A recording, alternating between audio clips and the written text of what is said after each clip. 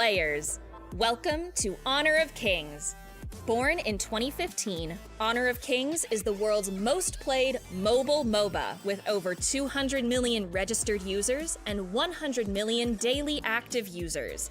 It has witnessed a total of 73 billion views of esports content in a single year, and recently seen international teams battling it out for a prize pool of $10 million at the 2022 KIC tournament.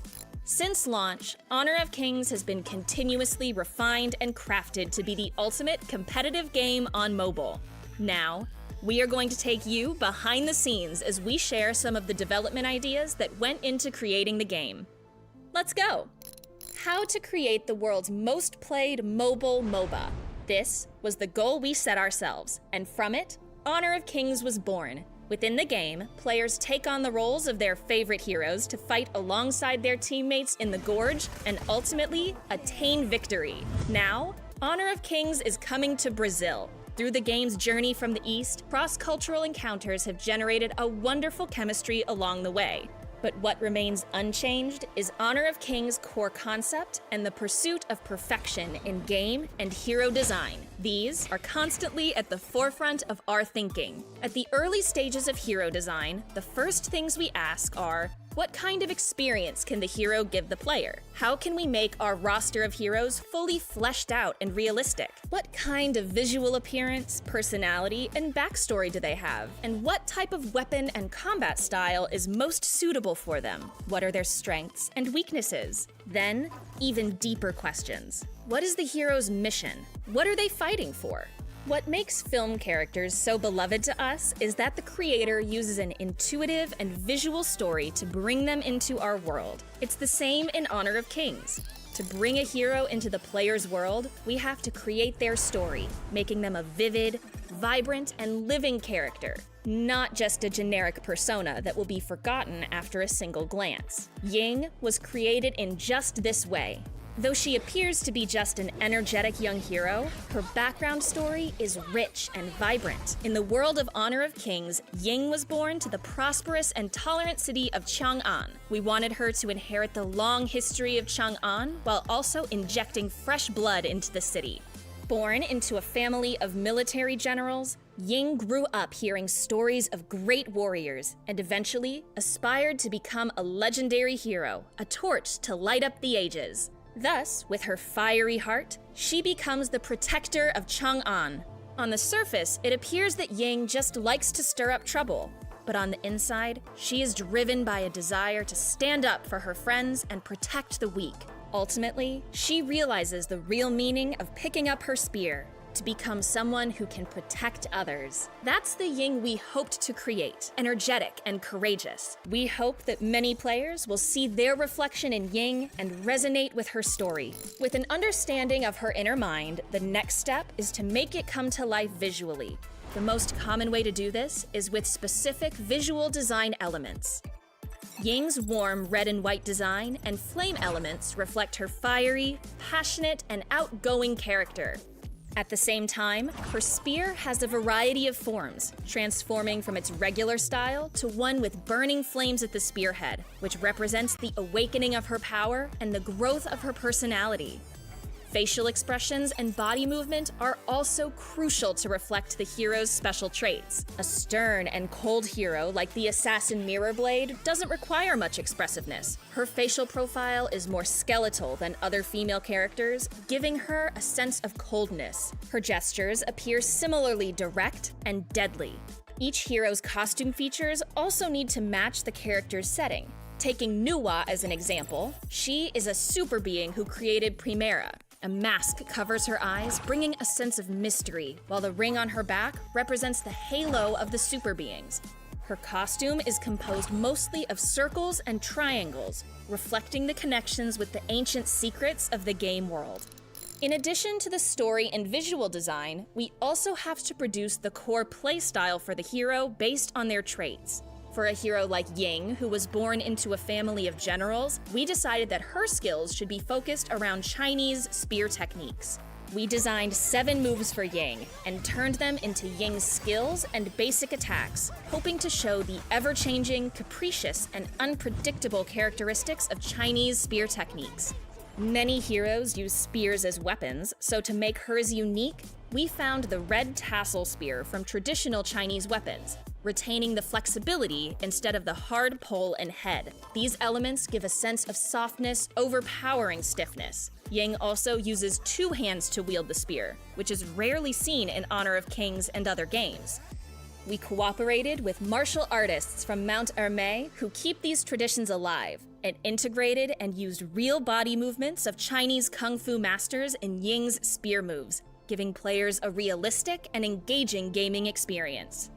For the cold assassin Lam, we took inspiration from his method of lurking alone to give him shark-like characteristics. Through the power of sorcery, Lam can transform water into the shape of a shark that he cloaks himself in, allowing him to swim in the gorge with only his fin showing. And at the crucial moment, he leaps out in the form of a giant watery shark to inflict powerful control skills and fatal damage. Since his shark-like appearance is very memorable, players refer to him affectionately as Baby Shark.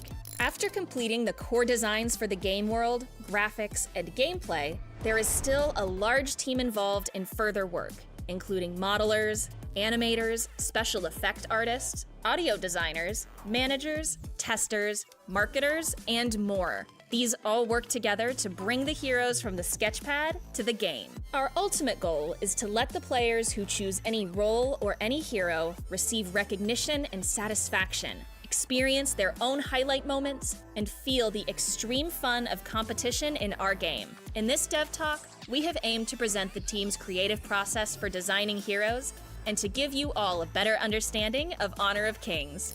That's all for this Dev Talk. Stay tuned for the next one.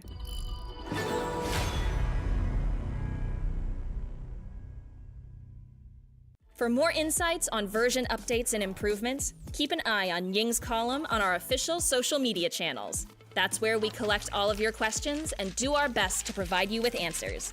We look forward to your feedback and suggestions.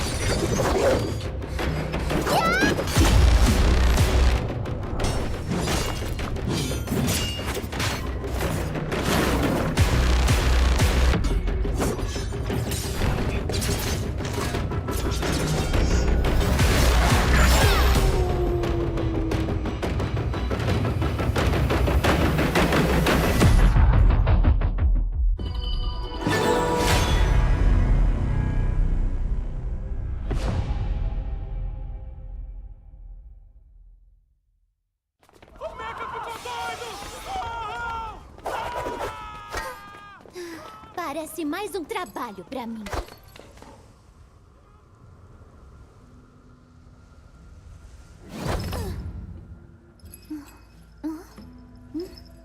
Cadê você? Ai, não. Não podem me ver aqui.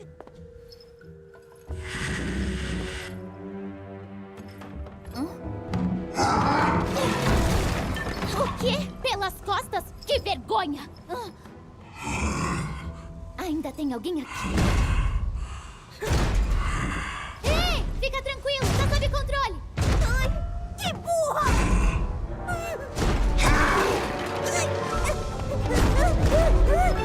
Deixa comigo!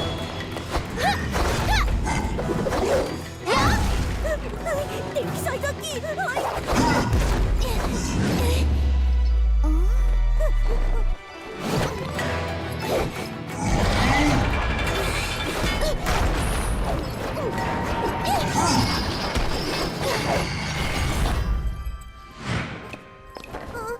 Ei, é perigoso aqui, vai!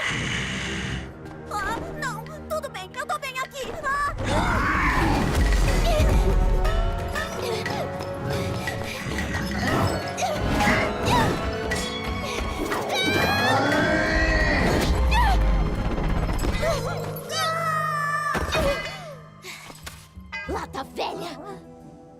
Você ainda tá aqui? Vai!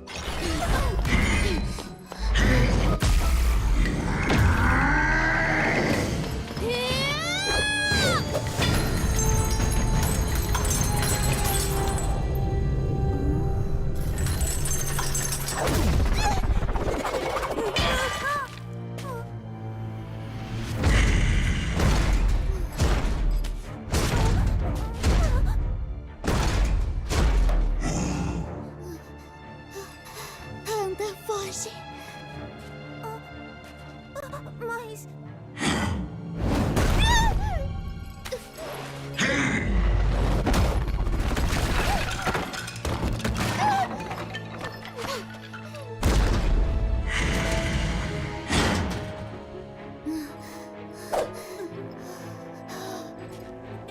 Eu vou te enfrentar!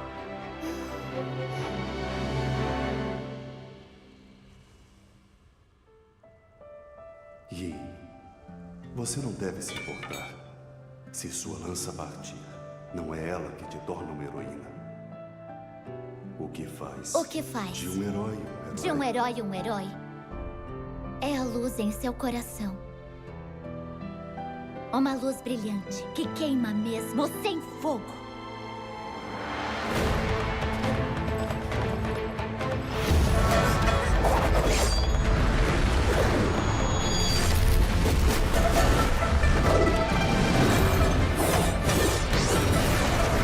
Fogo selvagem!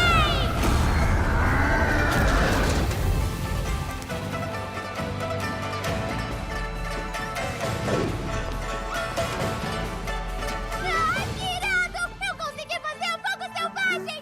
Que irado! Eu consegui! Fogo! Ah, não! Eu tô pegando fogo! Eu fiz a fogo! Eu fiz!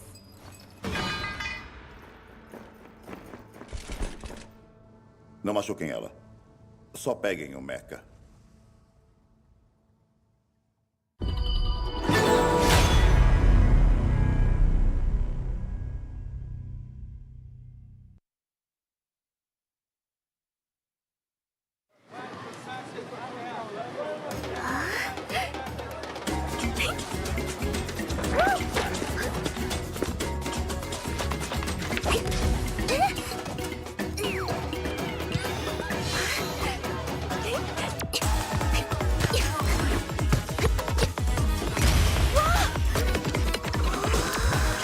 Ninguém me segura! Lança ardente!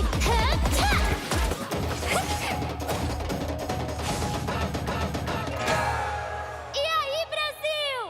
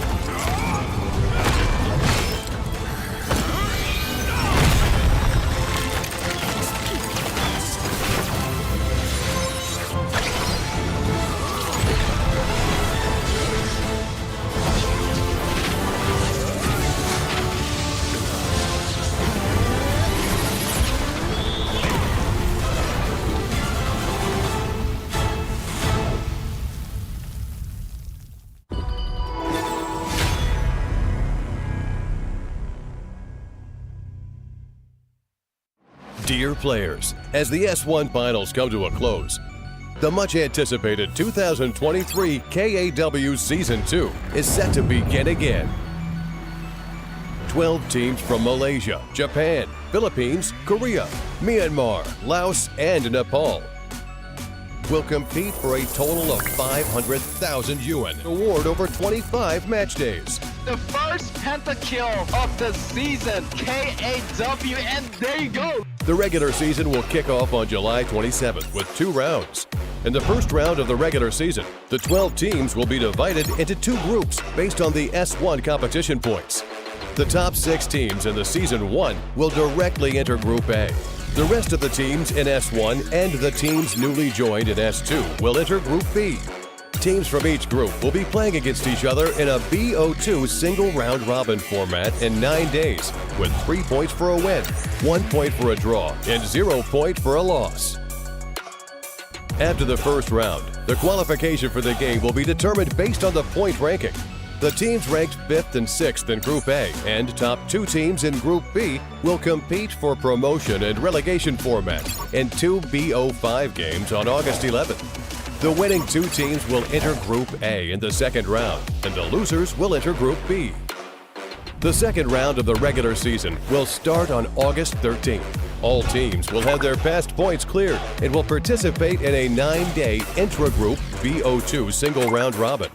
After the game, all teams in Group A and the top 2 teams in Group B will qualify for the playoffs, while the remaining 4 teams will be eliminated. After the regular season comes to an end, the playoffs will start on August 31st.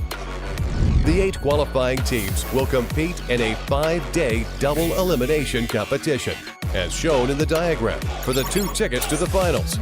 The much-anticipated KAW League Season 2 Finals will take place on September 7th. There will be a BO7 single elimination competition, and when the game is at 3-3, it will enter the Ultimate Battle Mode. And then the first team to win 4 games will be crowned the Ultimate Champion. Finally, we are pleased to announce that the champion of the KAW Season 2 will be directly for the 2023 KIC Wildcard Qualified competition, and they will compete with teams from other countries and regions for a place in the 2023 Honor of Kings International Championship. Who is favored to win the championship? Let us look forward to it together.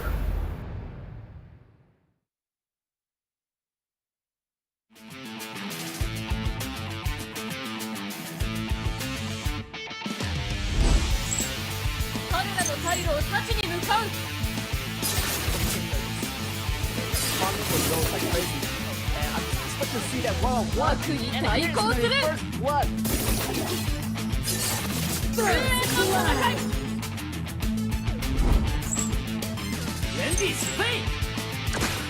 It's no match for X-Hero. Double kill on Byron, triple kill on Byron.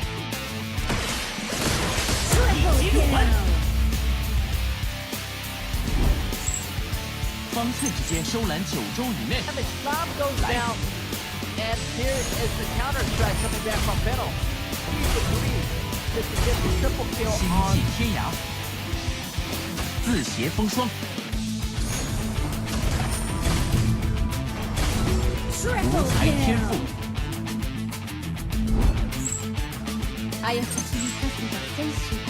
Always sticking one. That's 4 CCs right there. My shit is going in. Bring up this summon sheet. That is going to be a fabulous crowd control. And JN is going crazy. Double kill. And another fabulous crowd control.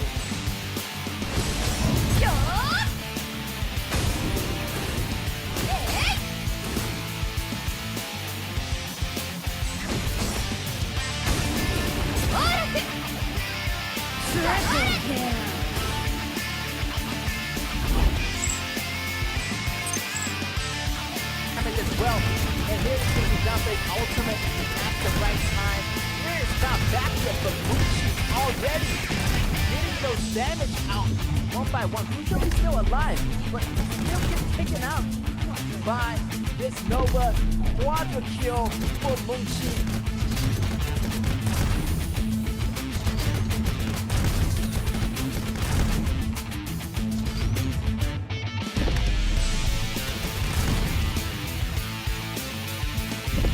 Quadra kill!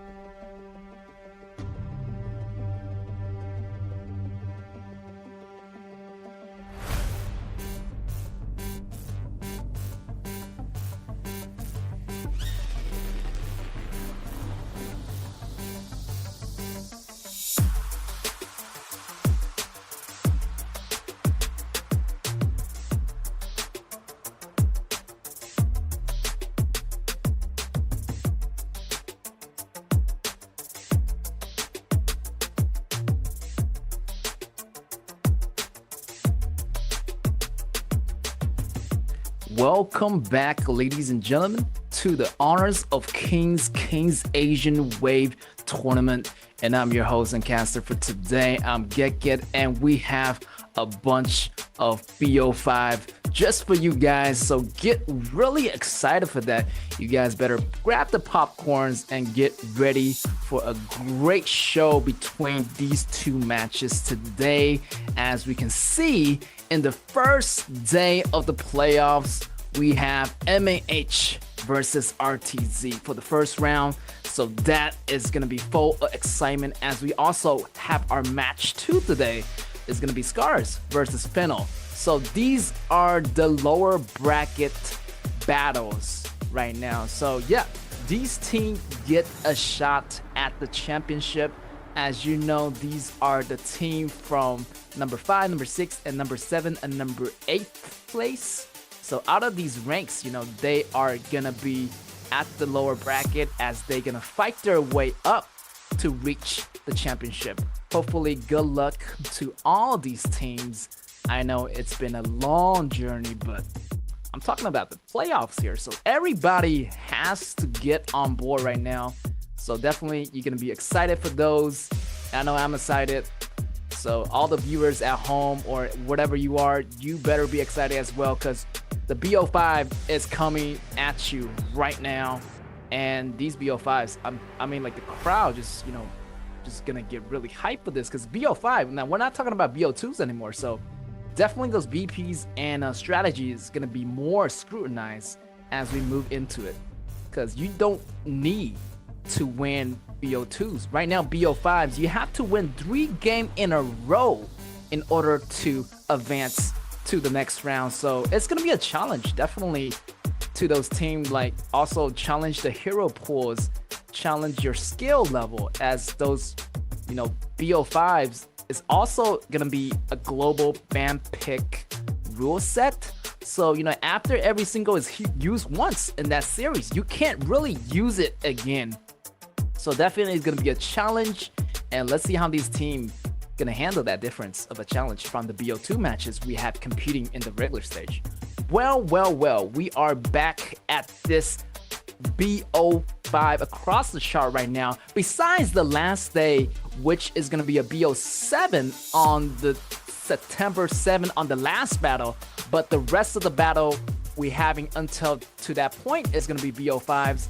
So those are going to be the schedules. So better lock in those dates, and I will see you there. And, you know, just try to be there all the way, because it's going to be a great show as the top team, the upper bracket, the lower bracket, competed off in a double elimination format.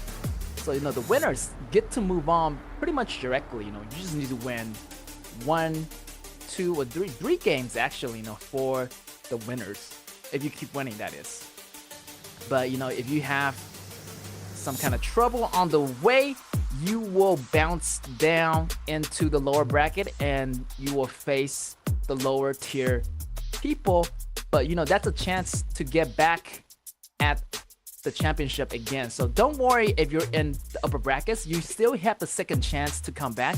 But sorry to those who are in the lower brackets, as if you get knocked out during the BO5, I'm sorry to say, but you have to go home, as we are doing the lower bracket BO5 right now. So whoever gets to win the whole series gets to move on.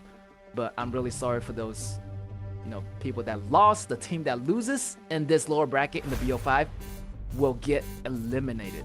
So it's gonna be a lot on the line here, and let's see their lineup. Seems like, you know, this MAH pretty much not much has changed here. Like, the players remains the same, which is cool here. AC still the jungler, Ben, we got the marksman, Trend the support, JS as their mid, also Hua as the top laner for MAH.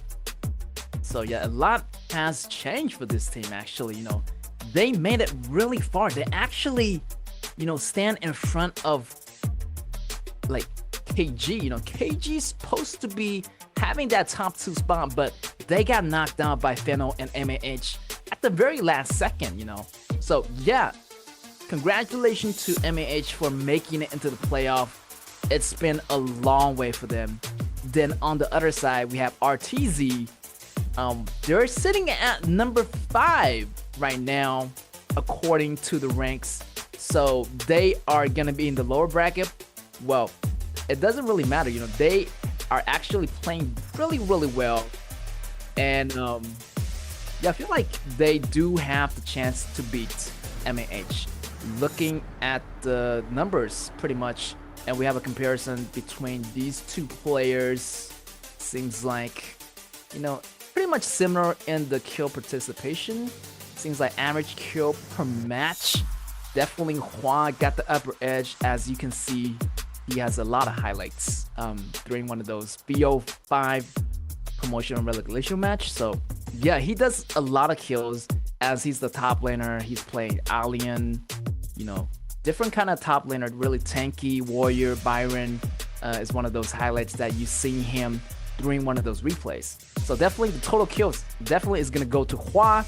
But you know, Shen on the other hand also tried really hard for his team. RTZ hasn't been doing too well in the season 1 of the regular stage, but you know, they actually pick up the pace and get back into the season 2 regular stage, you know, pretty upbeat. You know, they're doing, you know, I would say, you know, decent compared to the other team, but they do need to catch up as they were the championship of the season 1 regular stage. So, you know, seeing them at the lower brackets is kind of a surprise to me, but since a lot has changed, even the patch has changed, so, you know, it definitely gonna affect those teams that were powerful in the beginning. Now they're not that powerful anymore. So definitely you want to learn as you go. And the numbers comparison, you can see there, MAH does have the higher numbers, but on some of the categories of RTZ, they do have that total goal advantage. Also, that damage taken per minute, there's some slight edge there, but the goal acquired per minute definitely goes to MAH. And I would say, you know, MAH does go par to par with RTZ. I thought RTZ would actually take pretty much all the categories, but RTZ hasn't been doing so well in the season 2 of the tournament. So I feel like MAH do have a chance. They are actually, you know, trying really, really hard. And this is gonna be the first time, actually, I'm sorry, it's gonna be the second time they face off, because they already face off each other in the relegation matches. So this is gonna be a revenge, because MAH really want to take this win back from RTZ, as they went so heavy into the last rounds of those VO5s. And I feel like MAH almost take it. You know, I feel like RTZ was just, you know, messing up along the way, doing some small mistakes, but right now MAH got their chance, and they're gonna face it off in the game number 1 of the BO5. And we have the BP1 here. Seems like not much going on, just, you know, banning out Lubin Master, but Lubin Master definitely is gonna be really dangerous. I feel like if you ban out Lubin Master, you pretty much ban out like Huanzhong, Lubin number 7, and yeah, those kind of heroes. So banning one hero equals banning like 3 heroes. Same for Da Chao, like you banning Da Chao, well, you're not gonna see Fuzu. So banning that hero also, you know, put into consideration, you also, you know, you're banning other heroes as well. So that's is gonna be a value BP right there. Shamunshi is gonna get taken out, and MAH definitely want to grab that meta pick hero, which is the Zhao Huaizhen that we all been talking about. So yeah, RTZ also want to grab the top tier support. This Shunbin definitely is gonna be a great value, and also this Xiaohouden pulling out the combos really early. So just to make sure, you know, this is gonna be BO5. So RTZ definitely want to save those, you know, crucial picks at the very end, unless, you know, they are super confident in their picks that they really want to go for those 3 win in a row. But hey, this is MAH they're going up against, so it's gonna be really difficult, as they are going toe to toe in those BO5s, and we can see that Garo already picking up. Also with his main. This is a great composition so far for MAH. But both sides actually are really good. Like I love the Shun Bing, Xiahou Dun combo. This is gonna be super tanky. I like the Garo pick because the Garo arrows is gonna break through those shields. And also RTZ definitely want to take away that Yixing. That Yixing is gonna provide the MAH composition with so much CCs and control. So RTZ right now they're looking really good. So I feel like they just need to pick up a great top laner or maybe Alien, because we feel like Ben if he's doing too comfortably farming, it's gonna be really trouble for RTZ at the end game. So definitely you want to pick up something a little bit tankier, like a warrior. Try to go for that back row to get that Ben if possible. But also MAH do want to ban out their ADC right now because Sun is also really good with those marksmen like Gunshomi. So yeah, banning that out for MAH definitely is gonna help. But also Shisu getting drawn out of the game. But so far so good. Like I feel like MAH does already have the initiation that they needed. Just they need a little bit more initiators. Like I know that Zhao Huajin can really initiate by himself, so he does need another kind of partner. Maybe this Mayane, maybe some kind of like a Byron. But I feel like Byron is gonna get picked up by either side pretty soon because one of the top laners, top heroes, and RTZ picking up the Marco Polo, but I am not sure that he's gonna pick it up. Maybe not, maybe yes. If he feel confident, definitely choose it, but it would be a painful laning phase against Ben. So definitely you want to make that change as Marco Polo is going to be super weak in the laning phase. So yeah, I feel like this Console U can dodge some of the damages coming in from this MAH composition. But hey, I love this counter pick by this MAH. Also picking up that Shikun-jun. This is great because Console U is pretty much afraid of magic damages and not really physical damage. So MAH over here already have Garo. Garo does some partially magical damage. So with those arrows, it's gonna deal some kind of damage to Sun. So yeah, so magic damage is gonna be in full effect here for MAH. Maybe they want to make that change because I know Mayana is gonna be that better top laner. But MAH choosing all these heroes so early, they must feel a little bit more confident than usual here because you're gonna realize that BO5 is gonna stretch a long way. So definitely down the line, you want to save some heroes for your composition. And yeah, the best top laners are just getting picked up. And I feel like RTZ is saving some picks for later game, but I feel like MAH just picking the best heroes already. AC, jungling with Mayane, maybe not. Definitely want to go for that top lane. It's going to be more meta for this patch as they switch their positions, switching their heroes into their roles right now. But yeah, I do like MAH's composition a lot better because they have the initiative. They can just initiate pretty much. AC and Hua can, do the initiative. And I feel like RTZ does have some kind of initiative, but compared to MAH, they're maybe like slightly off a bit. But RTZ is a little bit more passive here, kind of want to go for that counter attack. But I feel like MAH does have that balanced composition where the initiators can initiate, and we still have the shooter in the back. And also, Zhao Jun is there to separate the battlefield. So I would say MAH does have a slightly better composition. But RTZ's over here, that definitely want to wait for that Console U to, fire up its engines right now. Because, that Console U is not going to do damage until the later stages. of the game. So yeah, the first match of the playoffs is about to kick off. I'm your Cancer Gigit, and we have MAH on your left on the blue versus RTZ on the right on the red. So yeah, back to my point. Definitely got to protect that Garo.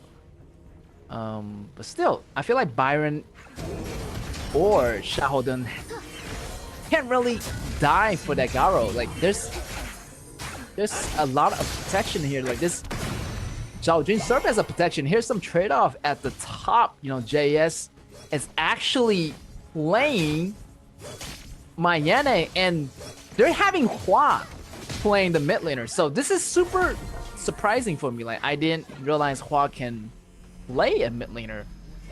Obviously JS, I know he plays my Shinui pretty well, so I feel like he is pretty good with those assassin heroes like Mayene. So yeah, this change is not gonna be too much for JS, as JS is pretty skillful with those kind of heroes.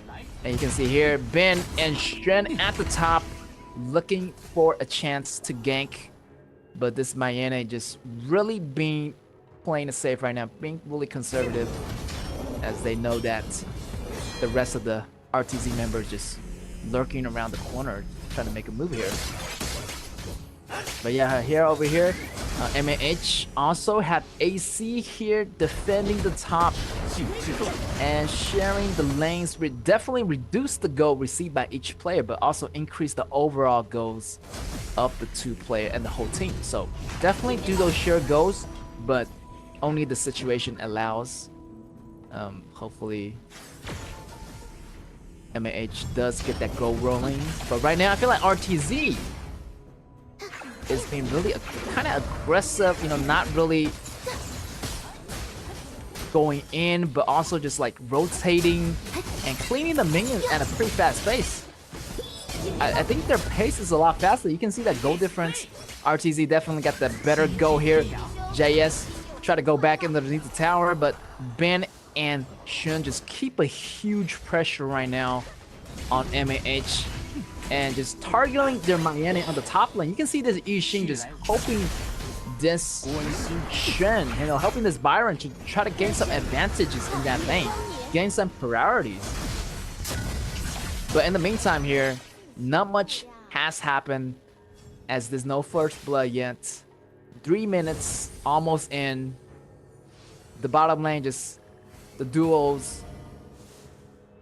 And yeah, just RTZ just want to farm up right now. You know, first priority is gonna be the farming for the team. I feel like RTZ doesn't have to rush. Like they have Shenbin and also Cancer Yu in the late games, and also they got that Xiaohodun and Byron, so they're gonna be super tanky and super sustainable. And yeah, if they look for a way to fight, definitely they want to be in that group, in a unit, to be more unstoppable. But for MAH, I feel like they can really pick off some members because they got that burst damage advantage. So yeah, they can start the fight, but they have to realize that if they do start a fight, they have to win it, and they better calculate well, because if they make a small mistake, I feel like, you know, RTZ can just take over the battlefield just like that. Here's the initiation coming from AC. The ultimate coming out, but Ben just barely survived that. It's a really close one. And you can see that RTZ already starting the dragon. And yeah, RTZ does have the higher rotation. Also, statistically speaking, RTZ should be beating MAH in those numbers, as they're a Group A team. And judging from the, you know, history, RTZ definitely, you know, does a lot better than MAH on those numbers from Season 1. But the numbers from Season 2 is going to be a wholly different story. So yeah, MAH has been doing really well, but up against RTZ, maybe just a bit short right now. MAH still want to try their best. You know, RTZ is a top team, and they almost beat them in the relegation matches. So definitely, they do have a chance. Look, definitely want to try something Red team has destroyed a and turret. try to experiment something that works with the strategy. And I feel like they already know that. You know, they learned from the BO5s, from the relegational matches, that it's gonna be really tough to beat RTZ. Definitely have to do those BPs really carefully. Here's gonna be Byron going in on JS. JS using that flash, 1-2 ability again, resetting and using those skills, almost take down Byron. Not quite, just a little bit off, but JS is not letting go. Try to maybe die for the towers, but not gonna be enough, as Byron already recovered its HP. Here is gonna be Seunbin using that ultimate to put some pressure on that bottom tower, but not much has happened as well. But I feel like by this time already the first blood is gonna be coming out, but not anytime soon. Both teams playing at their top level. Nobody is giving each other a chance at the first blood, but this might change all in a second here. RTZ going heavily diving for that bottom lane tower, and also almost took out that tower as well. So yeah, a lot of aggressiveness from RTZ here, and I do like this. You know, RTZ has the rhythm in their hands right now.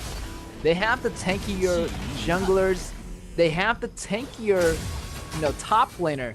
They're just missing the burst damage.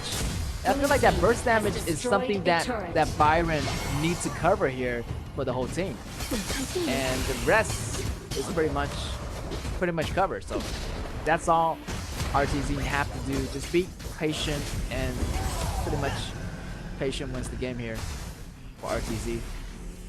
But MHH do want to do something really fast, as they are just moving into that 8 minutes mark, and it's gonna be that push for the mid lane. Here it is gonna be JS flashing out, almost taking out Ben. Ben using that Destiny effect, but surely is not gonna survive that AC's ultimate, and he goes down. So first blood here for MAH. Wow, both sides are fighting so aggressively and so fierce. Like, MAH on one hand can counter pretty well, actually. They actually supposed to be the initiator, but they're on the counter initiator side. So definitely RTZ has been slowing down a little bit. So definitely want to find that position of JS before moving in for those big battles. That JS is going to do a lot of damage to the mage or to the main areas as well. Has destroyed a turret. Another battle here in the skirmish in the mid. Both tower in the mid are looking extra healthy, so yeah, I feel like both teams should find some kind of option of going somewhere else right now. Tyrant has been defeated. There's a lot of battles. Like, that's the hotspot battle, and MAH is, you have to focus on other lanes too. Like, I like what MAH is doing here. You know, focus on other lanes instead putting all their strategy Team has destroyed a turret. on the mid lane.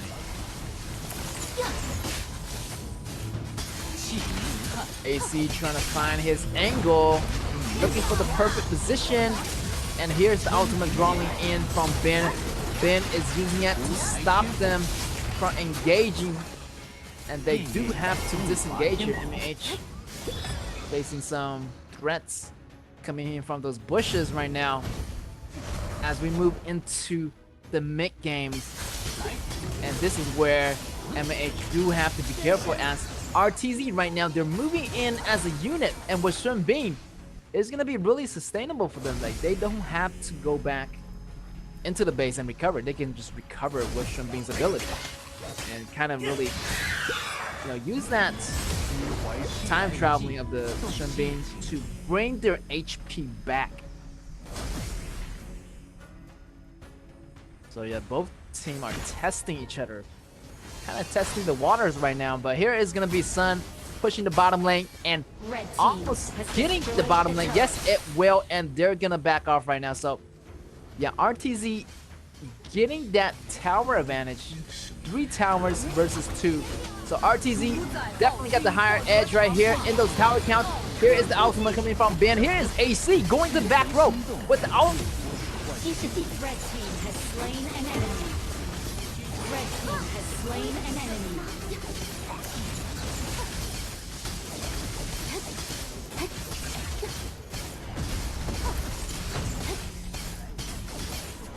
Dark Tyrant has been defeated. Red team killing spree. Red team has destroyed a turret. Red team has destroyed a turret.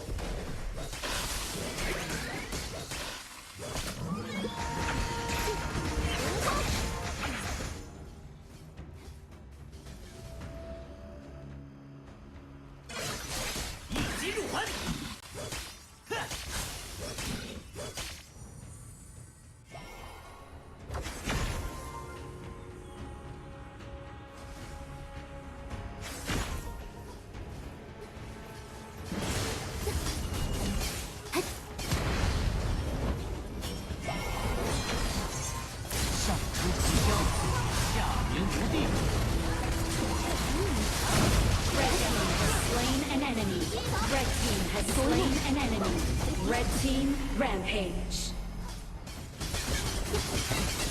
Red team has destroyed a turret. Red team has slain an enemy. Red team has destroyed a turret. Red team unstoppable. Ace!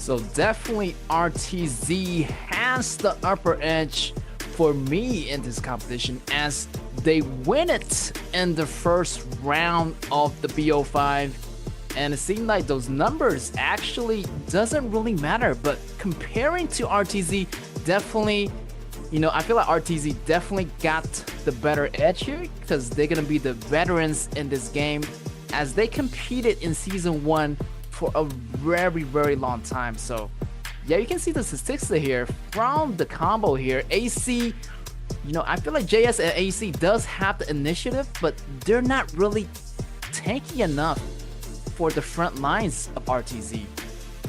And you can see from the charts, RTZ definitely have that pushing strategy work out for them a little bit better. Because in the very beginning, RTZ just had that a little bit of edge and the pushing, and they started to rotate a little bit earlier than MAH. So they do have the potential to get those towers every single time. And they just get the towers and they just leave and switch. And here is going to be your MVP. And Sun doesn't die this single round ever. 502. And damage dealt 38.7%. And pretty much he was the main carry of the team, dealing almost 40% in damage total right here. And you can see from the replays in the very beginning, they just kept going for those objectives, also just being really safe. And pretty much constantly you just taking out members of MAH's 1x1 double kill right here.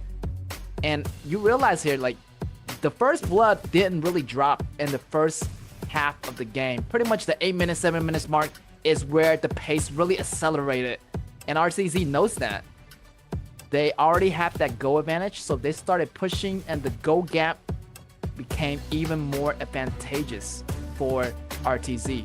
And next thing, before they know it, they are at the base of MAH. So definitely game number 1, congratulations to RTZ for taking the win. And you can see here, like, they do have the better initiative, but the tankiness is not there. And also they kind of missed some of the rotations. So RTZ, they are really known for their rotations and their teamwork, and everything really combines really well. So yeah, I feel like MAH also having that main also count not really as a hero, like kind of main was just there to provide that assistance to Garo. So I feel like MAH does they're kind of losing one member here for that fight. So I feel like all the battles is kind of like that 5v4. So definitely not saying that Ming is not useful, but definitely Ming is going to be that useful utility for that ADC towards the later on of the game. But the game ended around the 11 minutes mark, so MAH couldn't really get that item for Garo, and Garo is pretty much really item dependent on those categories. And as you can see, moving into the late games, it's going to be more difficult for RTZ to fight back. So RTZ definitely noticed that, and they ended the game, I would say, pretty early. Before that 15 minute is relatively pretty safe to say. So definitely RTZ had it for me this time. So definitely you want to balance out your composition a bit more. RTZ definitely been using that. Garo not working out for him, but Sun on the other hand was actually just using that advantage of those physical defense, using those physical avoidance and getting those hits on those Garo and also on Zhao Jing.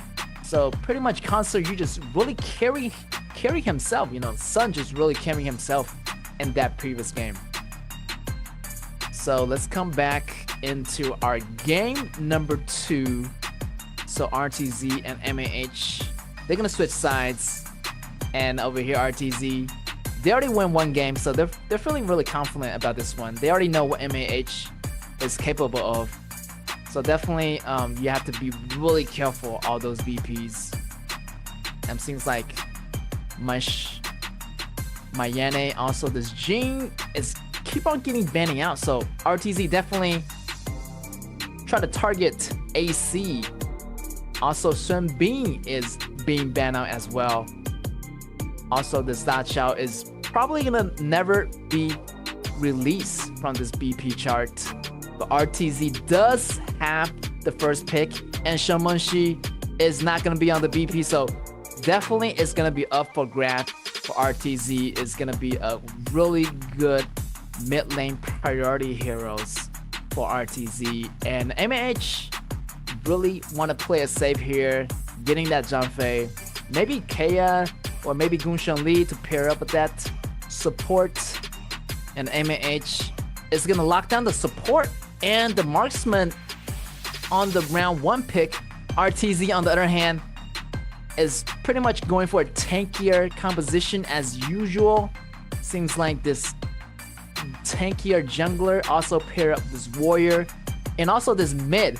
They're probably gonna be the main course here, you know. Shamanshi rotate, and also this Charlotte is gonna be really fast moving around the battlefield. Also this rotational with Kai. I mean, those three, they're gonna do a lot of damage together. So really solid 3-man team here. And MAH gonna pick up this Alien. Alien has been nerfed a little bit, but you know, just really slightly nerfed.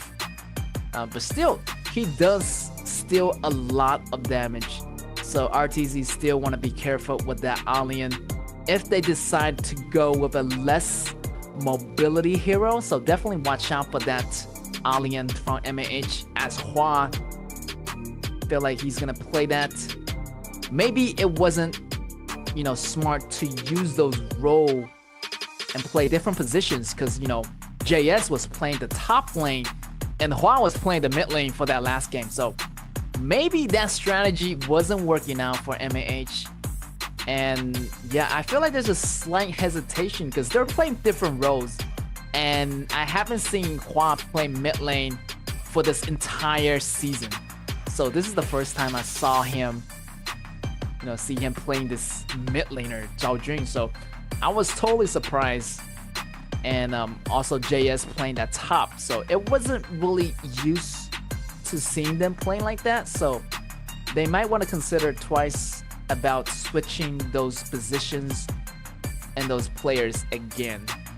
But in the meantime, I feel like this match, safe to say, is that MAH is going to go back into the regular position. The top lane is going to play the top lane, and their mid is probably going to be playing the mid. So here Haya, also Garo or Yixing, and also Luban Master getting banned out. And MAH definitely is going with some kind of tankier jungler. So this is probably the current meta right now. So definitely have your tankier jungler with you so you can really manage those visions. And RTZ, they're having a Mozi as maybe a support. Yes, it will be, and it's gonna be paired up with Alexio. So yeah, Alexio pairing up with this Mozi, some huge poke damage.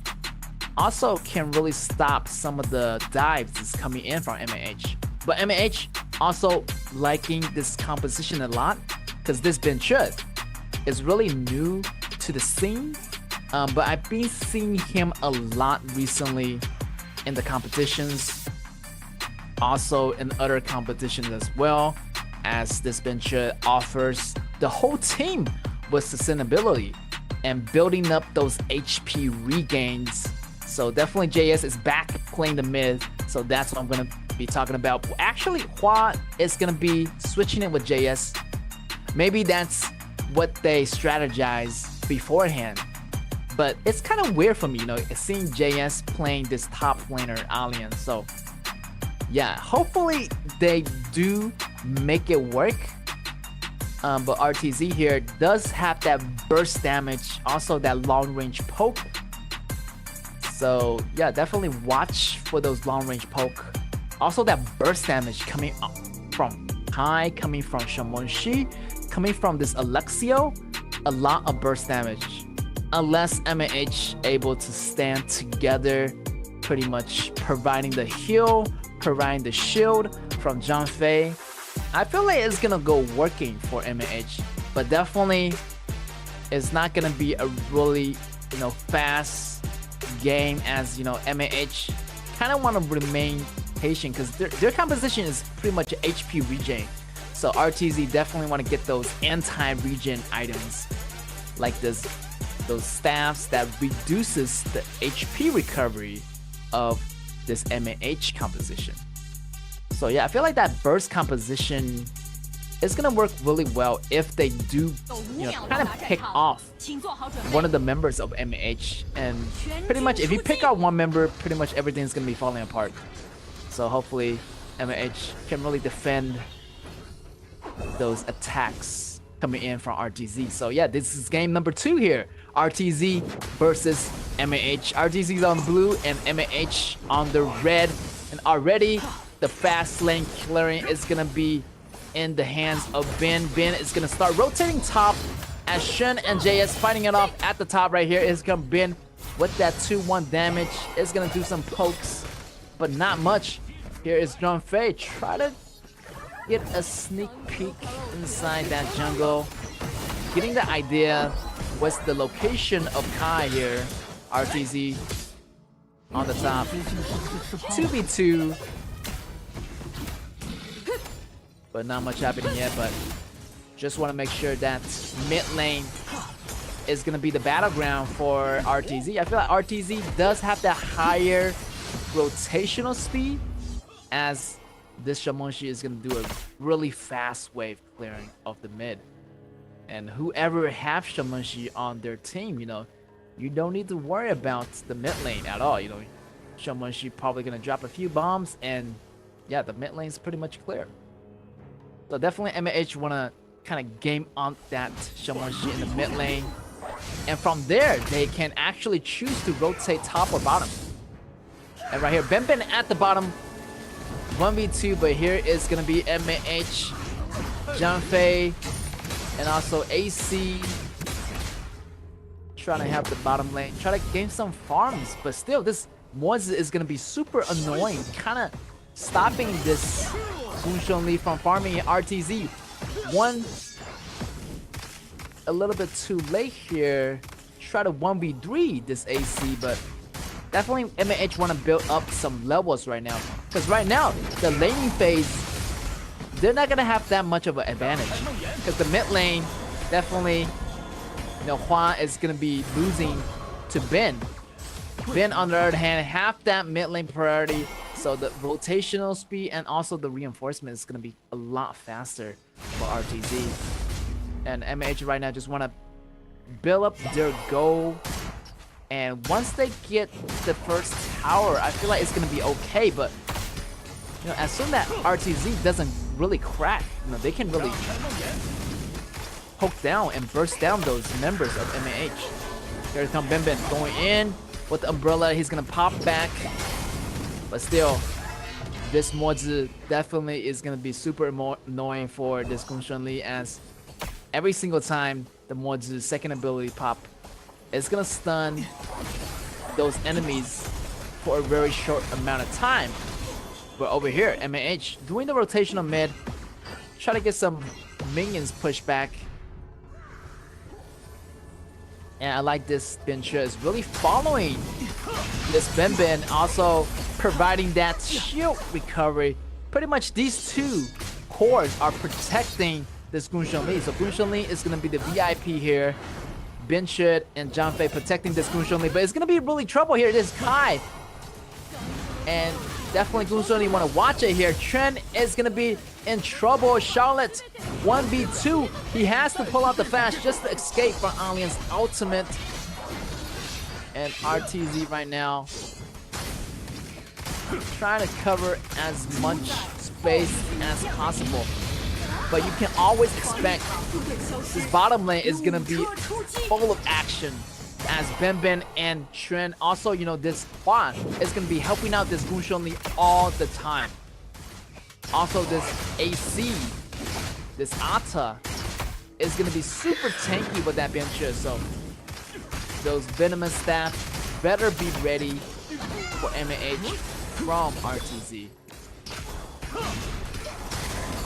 And both teams are playing it really cautiously. Like there's no playing around, because they realize it's the playoff. It's time to let all of your strategies go. Like you just have to try your best at the best level. It's gonna be that one time that you're not gonna regret about it. So definitely wanna try your best and aim your head at this championship. Here it's gonna be Hut using the ultimate. Here it's gonna follow damage by Charlotte. It's gonna take him down. That's gonna be 1 for 2 here. Still, JS still chasing so much to get a kill out of that. That's gonna be an even trade for both team. 2v2 on the kill chart here, and RTZ really want to back off. And this Ali is so dangerous.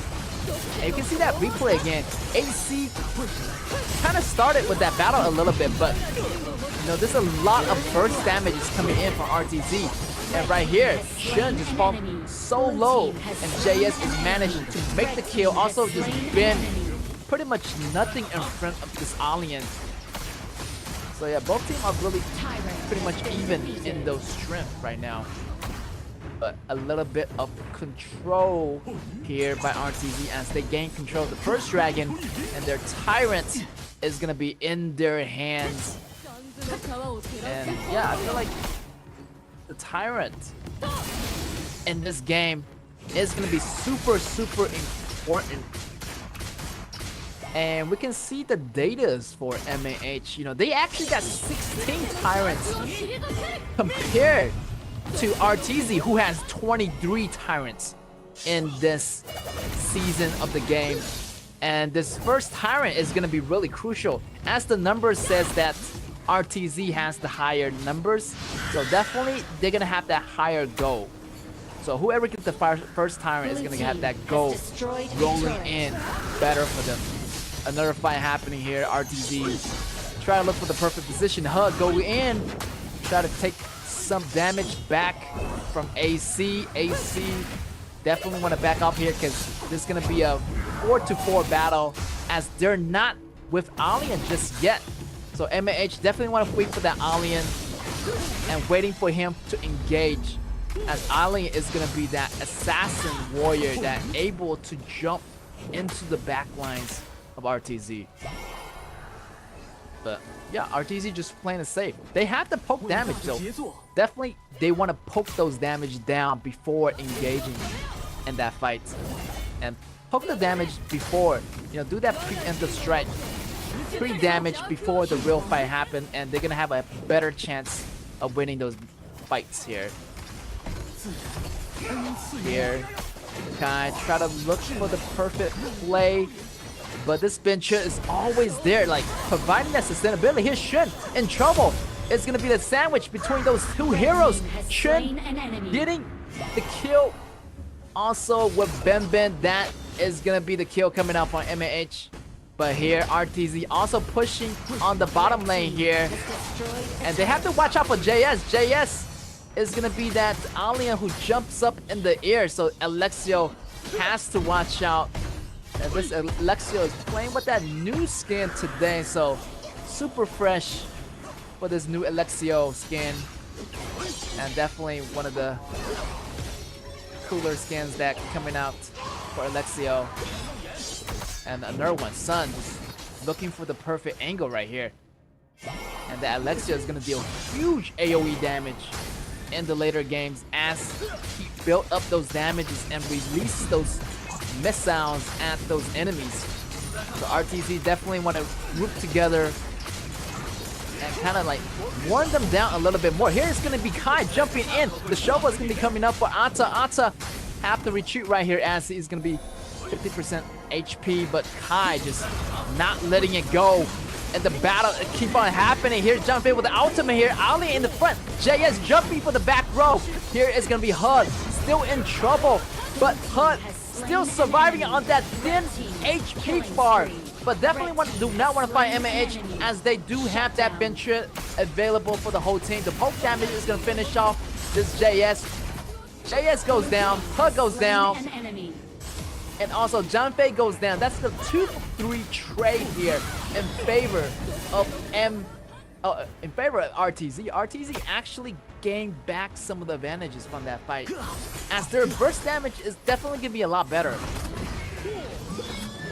But for MAH, I feel like if they do stand together, if the fight lasts longer, definitely it's gonna be an advantage for them. But I feel like this Benben died pretty early, so this wasn't any damage output for the whole team of MAH. So I would say just protect Benben and also, you know, protect JS, because those are the main damage dealers for MAH. And here is the Tyrant Steel. Definitely RTZ is gonna have that better Tyrant Steel. And let's look at the numbers for those Shadow Tyrants here for RTZ. 17 Shadow Tyrants in the entire season regular stage, compared to MAH, who has 10 Shadow Overlords. So yeah, RTZ got a better numbers, and the fight is gonna be happening again. AC taking so much damage, he has to go down. Here is gonna be a poke coming in from Shinhan. Shinhan still doing some damage in the back. Here is gonna be Sun Alexio doing damage, but getting taken out by Benben. That is gonna be 50% output here for RTZ from Sun. But Benben's damage is gonna be really crucial as well. As gonna be even trade a marksman for a jungler. Blue team has destroyed a turret. But here is gonna be MAH try to take back what is theirs right now. Benben's position is not gonna be following up. Actually, Benben went to clear the minions. JS goes in. Benben has to catch up here as RTZ is running away right now. And RTZ looking for another play as this Mods is kind of in the back, doing some poke damage. Is not going to be enough. AC doing some tankiness, putting down the shovel. In the front, taking the death. The burst damage coming in. RTZ getting some kills. That is going to be a ground control coming in from Hyde, knocking down 2 enemies. Another enemy goes down. Alexio get that kill. Double kill goes to And wow, RTZ coming back at a really good angle. The way that Kai went into that bush just kind of knocked down 2 enemies at once. What an unstoppable player here. So tanky right now. It's going to be the push coming in. The ultimate coming in from Monster is going to lock up the 2 enemies. JS still doing some damage, but he's going to go down with Atta. Atta goes down. 2 members going down again. And yeah, MAH just keep on rushing it, and people just keep on dying. So MAH never have a full member right now. They're always losing some members, and RTZ is just gonna pick up the pace. They're at the doorstep right now, and they know that AC is not there, JS is not there, and they're just gonna take down the tower without even those minions arriving in.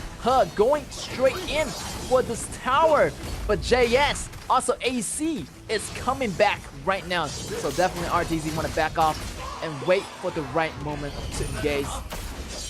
And RTZ want to disengage right now as they wait for another great team fight to happen again. So definitely MAH want to watch out for those positions. Their burst damage is going to be super scary coming in from RTZ. And they have to manage their HPs. They can't really let Kai, you know, take all the damage. So definitely they want to allocate those damages, you know, fairly across the board of RTZ. They can't really focus on one member. And Shen taking some damage here from JS. JS kind of in trouble here. He has to jump up in the air, but he's going to be surrounded by RTZ members. He's Flash, used to get out. JS still in trouble. He still had that Blood Rage. It's going to be HUD in the front, but he's just too damn tanky, and he's going to survive all that. He's going to take down that JS. JS goes down. The front line is breaking apart from MAH, and RTZ just have the will pretty much to end the game if they manage to take out one more member of this MAH. So much burst damage. Look at the Sun doing some damage in the air, taking down those towers at the meantime. Ultimate coming in. AC goes down. JS already down. Chun goes down. 3-man down for MAH. And the rest of the team is going to be in trouble as those 3 members are not going to be reviving. Another member falls, and that's going to be game for RTZ. Winning the game again at a faster rate, even faster a little bit faster than the game number 1. So definitely RTZ got MAH all figured out. And you can see that this Kai just pretty much dominated and kind of tanked all the damages coming in from MAH. And wow, this Kai was just nothing to be contested. Like his damage and his tankiness really, you know, put a lot of space and provided a lot of safety net for the RTZ to have. And this Alexia pretty much was sitting comfortably behind Kai, and also this Woods also providing some small CCs and also this poke damage coming in from Shamunshi. Definitely it was the right ingredients for me in that match. Also this Charlotte kind of provide a lot of vision. You know, they got Charlotte and also Kai managing the visions. So the vision problem was pretty much controlled by RTZ. Like there's nothing to be worried about. So these two high mobile, also the tankiness, the jungler and the top. And we can see the core, like, you know, the jungler top and the mid, they provide a lot of safetiness for the support and the marksman. So yeah, RTZ definitely, you know, beating MAH once again to show MAH who is the better team here in this game number 2. But they do have one more game if they want to win this match entirely. So it's going to be game match, game point, and game number 3. Game point for RTZ as MAH haven't won a single game yet, so definitely they have to catch up here. If they don't catch up, it's go home time, baby. So yeah, MAH does want to put a lot of emphasis on their strategies and maybe have those roles switch back, as Hua was playing this mid laner and JS is playing the top laner. So I feel like it wasn't working out. I feel like they did a lot better in the BO5 relegation matches towards RTZ. So I'm not really sure here, like how this team is gonna be using JS as the top player. So yeah, but JS playing as the top laner kind of is not working out for the whole team. So maybe they have to switch back their roles, but you know, they're just gonna go rolling it.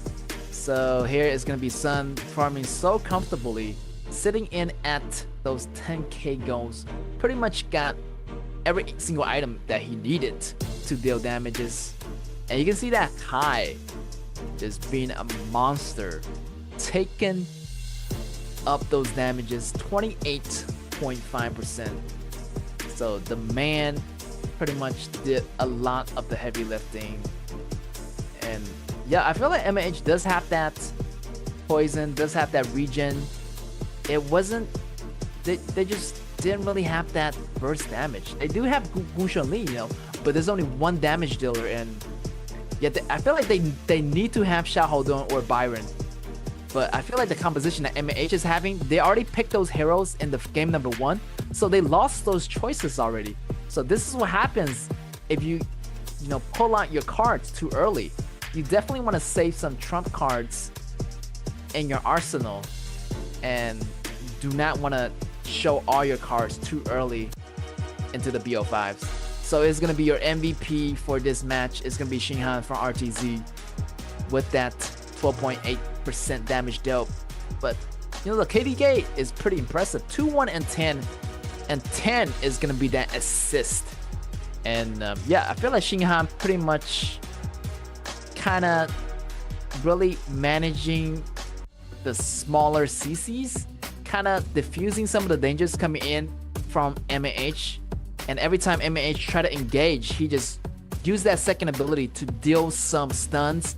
Also, you know, giving this Alexia a lot of chances to pick up those kills that won't be happening. Here's the fight turner happening here. So many members were in critical condition. Xinghan in the back, try to use that ultimate, but it wasn't really necessary. But you know, Kai was just doing all the work for the whole team here. But yeah, Xinghan definitely did some kind of CCs for the whole team. Here is the CC at the very end. I feel like really didn't really get any of the members of MAH, but yeah, the second ability definitely scored a lot of CC combos, and it helps RTZ connect those crowd control a little bit easier versus MAH. Because I feel like this Ben Chud doesn't really have any CCs, only have this HP regen. So definitely they're missing a lot of CC combos coming in from this MAH. So I feel like, yeah, Junfei could be that CC, but it wasn't really effective. You know, Junfei can only do that one CC combo with the right combination. And I feel like, you know, this maybe a Libu would have been better with that Junfei, but they have Alien. Alien does a little bit of CC, but it wasn't enough.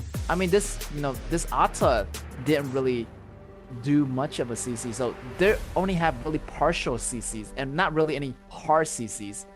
But yeah, versus RTZ, this, you know, Charlotte has some kind of, you know, short-term CC that's possible. Also, Pi has that knock-up damage as well. Also, Alexio, the finisher, and the constant CC coming in from Mozu. So yeah, the CC's wins for RTZ, and also the damage wins for RTZ. The tankiness also goes to RTZ, even though that I feel like Ben Chud does have that better regeneration. But their tankiness pretty much didn't really survive towards those burst damages coming in from RTZ. So RTZ definitely have the numbers in every single category. The tankiness, the burst damage. This, you know, the only thing that they're missing is pretty much sustainability. But I feel like every single hero of theirs already have that built-in sustainability that they needed to survive. Like this Mozu doesn't really have to come into the battlefield. He can just shoot the bullet from afar. And also this Alexio can really gain that lifesteal that he needed. So a lot of members of RTZ already have that escape kit built in. So they're really much, you know, avoid all those damages coming in from MAH. So game number 3 also is going to be a crucial match over here for both sides, as RTZ, if they do win this, they are winning the whole series of BO5. But MAH definitely want to be careful as they are facing elimination in this match if they do not beat RTZ. So yeah, it really comes down to this. Let's see if MAH can come back, or they will face another shutdown coming in from RTZ. And this Da Chao pretty much getting banned out. Also Shunbing, no surprise here. Mayane getting banned out. Also Jing continuously getting banned out. And MAH gonna grab this Taijunen. Great grab, by the way. And I feel maybe a Lady Sun coming in from this MAH, or some kind of, you know, meta shooter like Kaya. But RTZ, I'm liking the composition already from RTZ. I'm feeling like Kwon Jung or Luban number 7 gonna get paired up with that Luban. So maybe a Garo too. So pretty much flexible shooters here. And MAH gonna have that classic duo at the bottom lane with Ben Ben and Trin, using this Taijunen's passive, try to gain some extra goals along the way here. And yeah, MAH does have that classic combo, also having that Limpo as a frontliner, so pretty solid here for MAH. But let's see what RTZ is gonna pick up in this third pick. Also, it's gonna be a really important pick as they are deciding which marksmen to go with, and they're gonna lock down Luban number 7.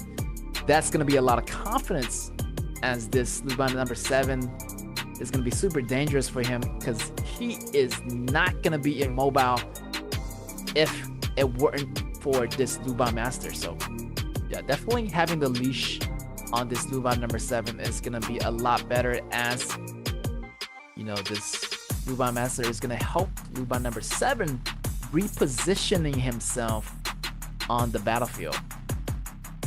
So a lot of damages here for this Luban number 7. I feel like RTZ already have the damage they needed.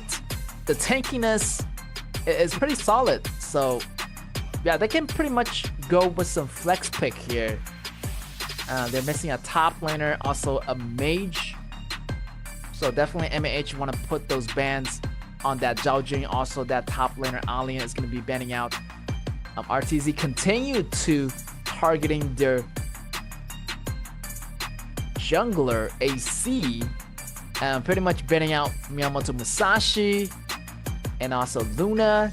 But here RTZ picking up the Janjia does provide a lot of cover for this Luban number 7. It's gonna have that slow, it's gonna have that CC. Just worry about that squishiness composition coming out by RTZ. And MAH picking up that Guan Yu is really nice because Guan Yu just got an upgrade recently where his speed of the horse kind of degrades over time now and not really, you know, degrades after 1 or 2 shots. So that Guan Yu is going to be a lot better in this patch now, as the horse won't break down that easily. And if he using that motorcycle skin, then yeah, that motorcycle is going to be really much, you know, revving its engine up and not really slowing down to those slow effects anymore coming in from the enemy. So I would say small upgrade coming in from this Guan Yu. But yeah, I didn't realize that, you know, Hua can play mid laner and JS is playing the top laner. So definitely these players are multi-talented at playing all lanes.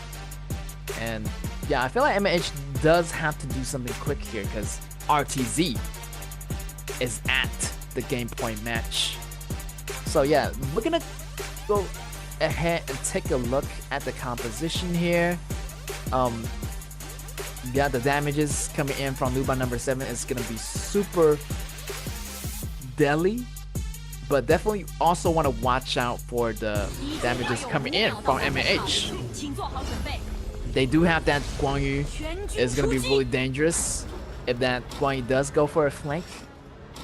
But you know, definitely RTZ want to find that position of that JS at a very early game, and knowing its position helps a lot here. JS pushing this Luban Master back, almost, you know, back into the towers, but they didn't really have that number advantage. So yeah, a lot of trade-off blows here, but definitely mid lane priority is going to belong to Hua in this mid lane.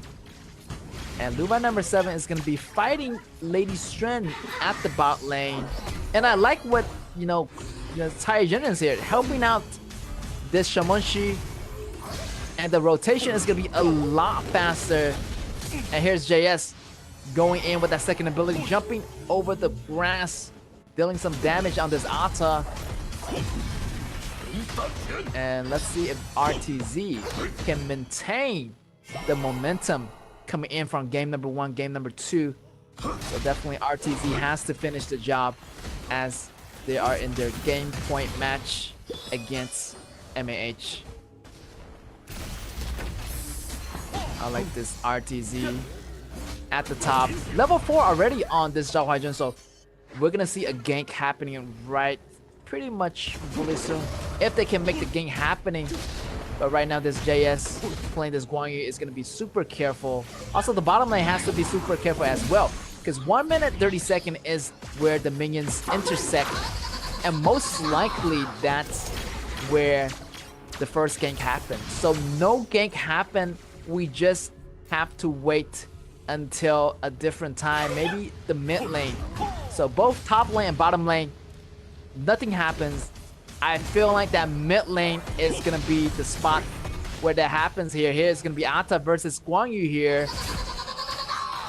Some trade-off in those fights, but both teams are just gonna be really peaceful and keep the kill back.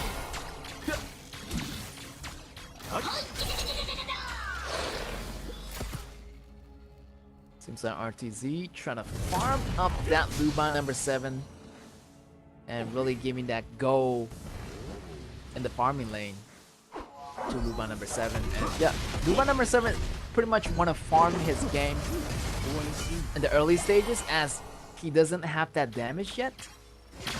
So definitely this Luban Master has to keep a great protection as the bomb drop in. Sun is kind of in trouble. He has to use that flash, but the ultimate coming from Luban number 7. The ultimate bouncing back from MAH's Tiny Genin. They're gonna trade off ultimates, and nothing happens there. They're all safe. And yeah, Ben is doing a little bit slightly better because of this higher Genin protection. Here's gonna be fight in mid. JS pushing back Ata getting that tower hit aggro.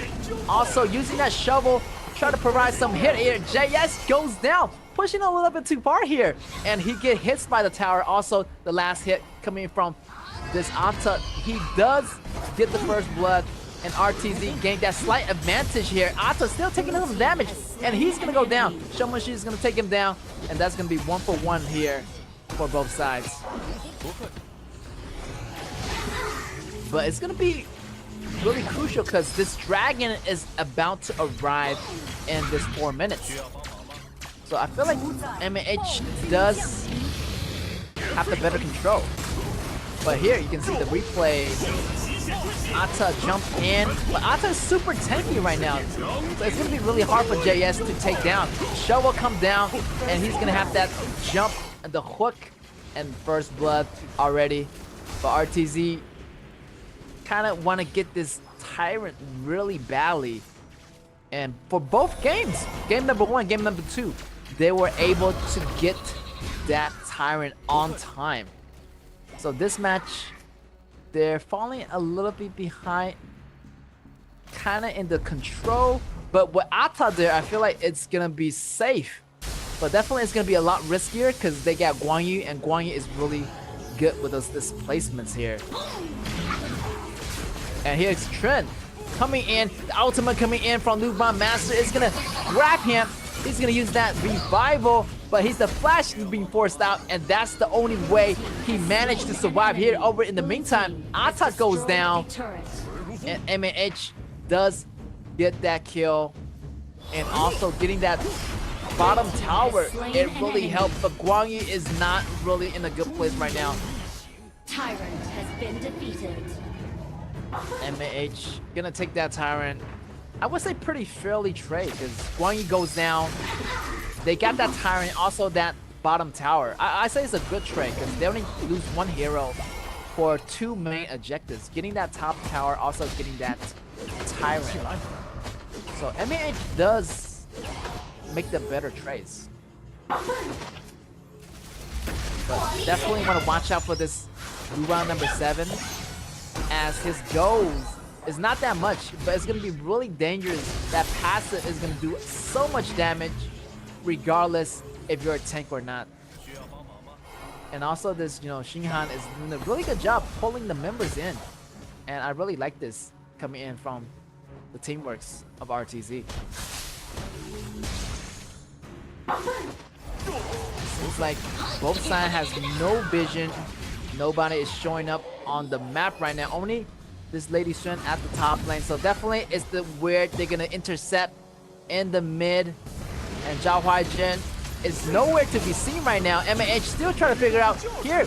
Guan Yu going in super aggressively, taking out Zhang Jiyan. Now it's gonna be this Zhao Huaizhen using that ultimate, and it's not gonna be enough damage right here. JS still survive. And a lot of backup speed is here. AC try to jump in for that initiation. Ata has to go back here and recover. But we're still waiting for this Luban number 7 to farm up. Right now, the farm is not going to be enough. But as long as Luban number 7 is going to be super healthy in those economics, I feel like RTZ doesn't have to worry, as Luban number 7 is going to do all the work with that passive at the end. But they do have to be careful, as Luban number 7 cannot go down really easily. If they let Luban number 7 go down, it's going to be the end for RTZ. RTZ surrounding this Tire Gen, and Tire Gen maybe still have to have that ultimate available. Use that flash to get out. Ata still chasing. He has to use that ultimate just to get away. But the ultimate already has ended. Ata was able to get the kill here without this support. Ben is going to be in trouble here. The ultimate coming in. He's getting pushed back by JS. So the ball is back on RTZ side now. they got the numbers advantage, and they're gonna use that Luban 7-7 to use that push. But here's gonna be Limpo using that ultimate, but misses as Sun and Xingham pulls back, also getting that Overlord in the process. So things are pretty even here. The stomp coming in from JS, pushing back, and here's the shovel here. JS in trouble. Slain an enemy. And also over here, the top side battle. Luban number 7 still safe. And here's the ultimate coming in from Taijin, but still getting surrounded by multiple members of RTZ. 2 members goes down for MAH versus 1 member. And this is going to be in favor of RTZ. And as long as Luban number 7 farms up pretty well, there shouldn't be much trouble for RTZ to make a comeback here. Luban number 7 is going to be unstoppable at the end. And RTZ is doing a really good protection. Here's going to be Limpo jumping in. Too squishy. Janjia is going to go down. Sun is going to still maintain that damage over time, but didn't really get AC in the process. They have to watch out here. Master is going to be back, helping Nubar number 7, pulling him back as this battle is happening here. So both teams super aggressive.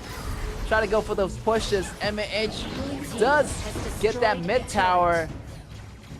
And yeah, getting that mid tower is going to be definitely an advantage here for MAH. As the jungles is going to be wide open for MAH to walk in. But yeah, this is Luban 7 still keeping up with the goals. As long as the gold doesn't really drop for RTZ. You know, the Sun is maintaining its damage all the time. And already the Blood Weeper already out on Luban number 7. So he's gonna maintain that sustainability across the map. Limpo jumping up, Sun taking so much trouble here. And he's managed to walk back. Hua chasing this Luban number 7. The other side, this Kun is gonna be in trouble, getting surrounded by MAH. And yeah, this Sun was pretty much in a really bad position, and he has to move away. And yeah, He just pretty much the victim of that battle here. And Luban number 7 is gonna be still in a healthy state. But that battle wasn't really helping RTZ at all. And MAH does turn the gold battle right here, gaining the golds. And also try to get this Shadow Tyrant in the process.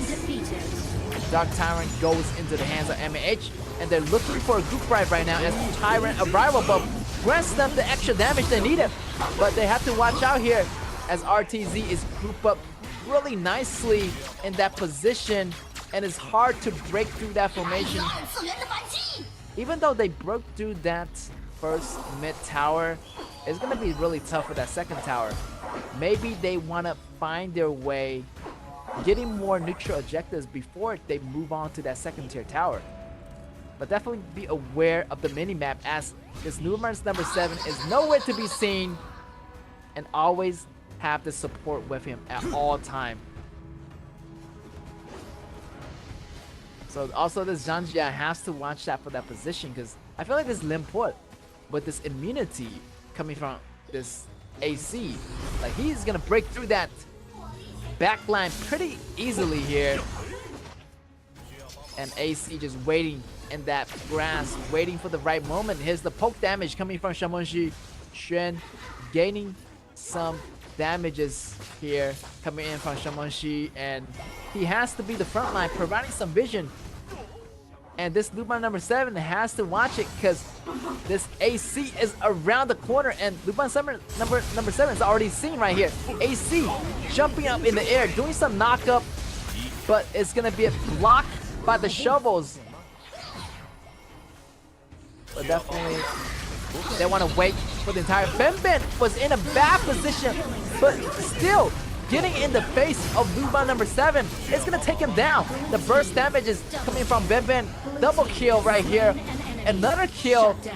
Ben goes down. 3 members of RTZ go down. 1 for 3 trade. That was not bad for MAH here. And with that, MAH is gonna gain the upper edge into the jungles of RTZ. He still doing some damage here. but it's not gonna be enough. And losing that blue, also, you know, losing that front tower already for RTZ is gonna be really trouble. Also, MAH gaining the kill on RTZ. You know, they got some advantages back. They got the river control already, so possibly they're gonna have that Shadow Overlord, as they already have the main control of the river. As the lanes are getting pushed in, you know, there's more vision control here for MAH. So yeah, this Limport does a great job at providing constant vision for RTZ. RTZ still have Blue Bomber number 7, you know. I'm just keeping my eyes on Blue Bomber number 7. If he can carry the game, it's gonna be all on him. Like, that's is gonna be the hope of RTZ. And it might be a little bit risky here for RTZ to start this Overlord. And here's the knockup coming in from the Overlord. Here's damage coming in from MAH. MAH is gonna go in. This is gonna be the chance to fight back. RTZ does get that Overlord, but AC jumping in really deep, getting off some kill. Here's the combination of JS. JS is rushing in, double kill. Backpack hit goes down, and that is gonna be triple kill for Guan Yu. And only Ben left, so it's gonna be really hard for one member, and that one member is gonna be a mage defending the base. MAH, I feel like they already got this Blue team has destroyed cannon on the way. It's gonna be hard. 10 seconds, 15 seconds left for the rest of the member to come back. Here's the engage. The Splendor coming up on Ben is not gonna be enough as they get obliterated, get ripped apart, and everyone is moving in that crystal. Congratulations to MAH for taking the win back from RTZ. So gaining one win back is going to be super crucial, as they have to win 2 more times in order to win the whole thing. So yeah, MAH getting that Guan Yu, and JS playing surprisingly well. And this is the first time I've seen him play Guan Yu. So yeah, they are definitely switching up the strategies. And yeah, I feel like that Luban number 7 wasn't really in a great position in some of those matches, and those fights really didn't really turn around at the very end. This Guan Yu just came out of nowhere, and their formations kind of got broken up by this Guan Yu. And with the recent upgrades, this Guan Yu is gonna be super scary, as his speed is gonna be pretty much always at the top of the line, and the slows really the smaller controls doesn't really affect Guan Yu anymore. So this Guan Yu is becoming another more dangerous composition here for RTZ. And yeah, this Guan Yu did really well with that triple kill at the end. Like, yeah, I feel like the upgrade was really necessary, and bringing him back, I feel a lot of teams are gonna pick up Guan Yu now with the upgrade coming in from this character. So yeah, MAH taking one win back, and just one win with this composition. Hopefully they can just keep on fighting, and hoping for that BO5, as RTZ loses this match and MAH managed to get one win back, and they're gonna put a lot of confidence here. Also a lot of great thoughts into their next composition for this next battle in game number 4. As game number 3, I feel like, you know, RTZ does have that limited squishiness. Their composition was okay, I guess. Luban number 7, you want to wait for him to farm up, but the farming, you know, couldn't really compare to Benben. Benben does have that a little bit of farming edge, because they have that Tygene's passive. So yeah, even though like Luban 7 was doing really well in those farming, but the burst damages came in a little bit too quick here for MAH. And you can see that tower count. Also, MAH does have that lead as well. So yeah, MAH really done it a lot better here versus the 2 games that they were fought in the previous round. So yeah, MAH getting that one win, definitely is going to be crucial as they are remaining in the playoffs. RTZ, on the other hand, I feel like they don't have anything to worry about because, you know, they still have game number 4, also game number 5 if needed to win that back. So it's going to be that MVP JS taking that position, also taking that spot for the MVP. With the Guanyu 6-4-2 and gaining that triple kill at that last battle in that red jungle. So here is going to be JS playing the top laner, also getting the aggression out of this character. He used to play mid lane and, you know, he's pretty aggressive with that Mai Shinui, and now he's just playing the top lane as Guanyu. So it really worked out for MAHs this time. And, you know, I feel like Ben was just being too squishy, and Ben wasn't really slowing down this Guanyu because Guanyu got that upgrade recently, and he just kind of goes in the battle, and he can be the finisher, he can be the offensive player, also he can be defensive as well. So, you know, a double-edged sword here for Guanyu to be playing with. And here is going to be the last battle. He's jumping in so fiercely, and yeah, taking out this Luban number 7, and JS just finishing the rest of the members off. And even I feel like RTZ was being a little bit rushed. It was super risky taking this dragon, but they took it anyway, and resulting them in a really tough position. Here's the push coming in from Guanyu. The kill, second kill, third kill, and that triple kill goes in the hands of this Guanyu player. JS definitely surprises me. Didn't know that he can really play that top laner pretty well. But in the first 2 matches, I wasn't really feeling, you know, JS playing the top lane. Maybe it was have to do with the warm-up. Maybe it was a composition problem. But the composition coming in from this number 3 match is gonna be a lot better here, because you have the traditional composition coming in from this Lady Xuan, also this Tai Jiren, and also this, you know, Limpo pretty much started the whole fight by himself.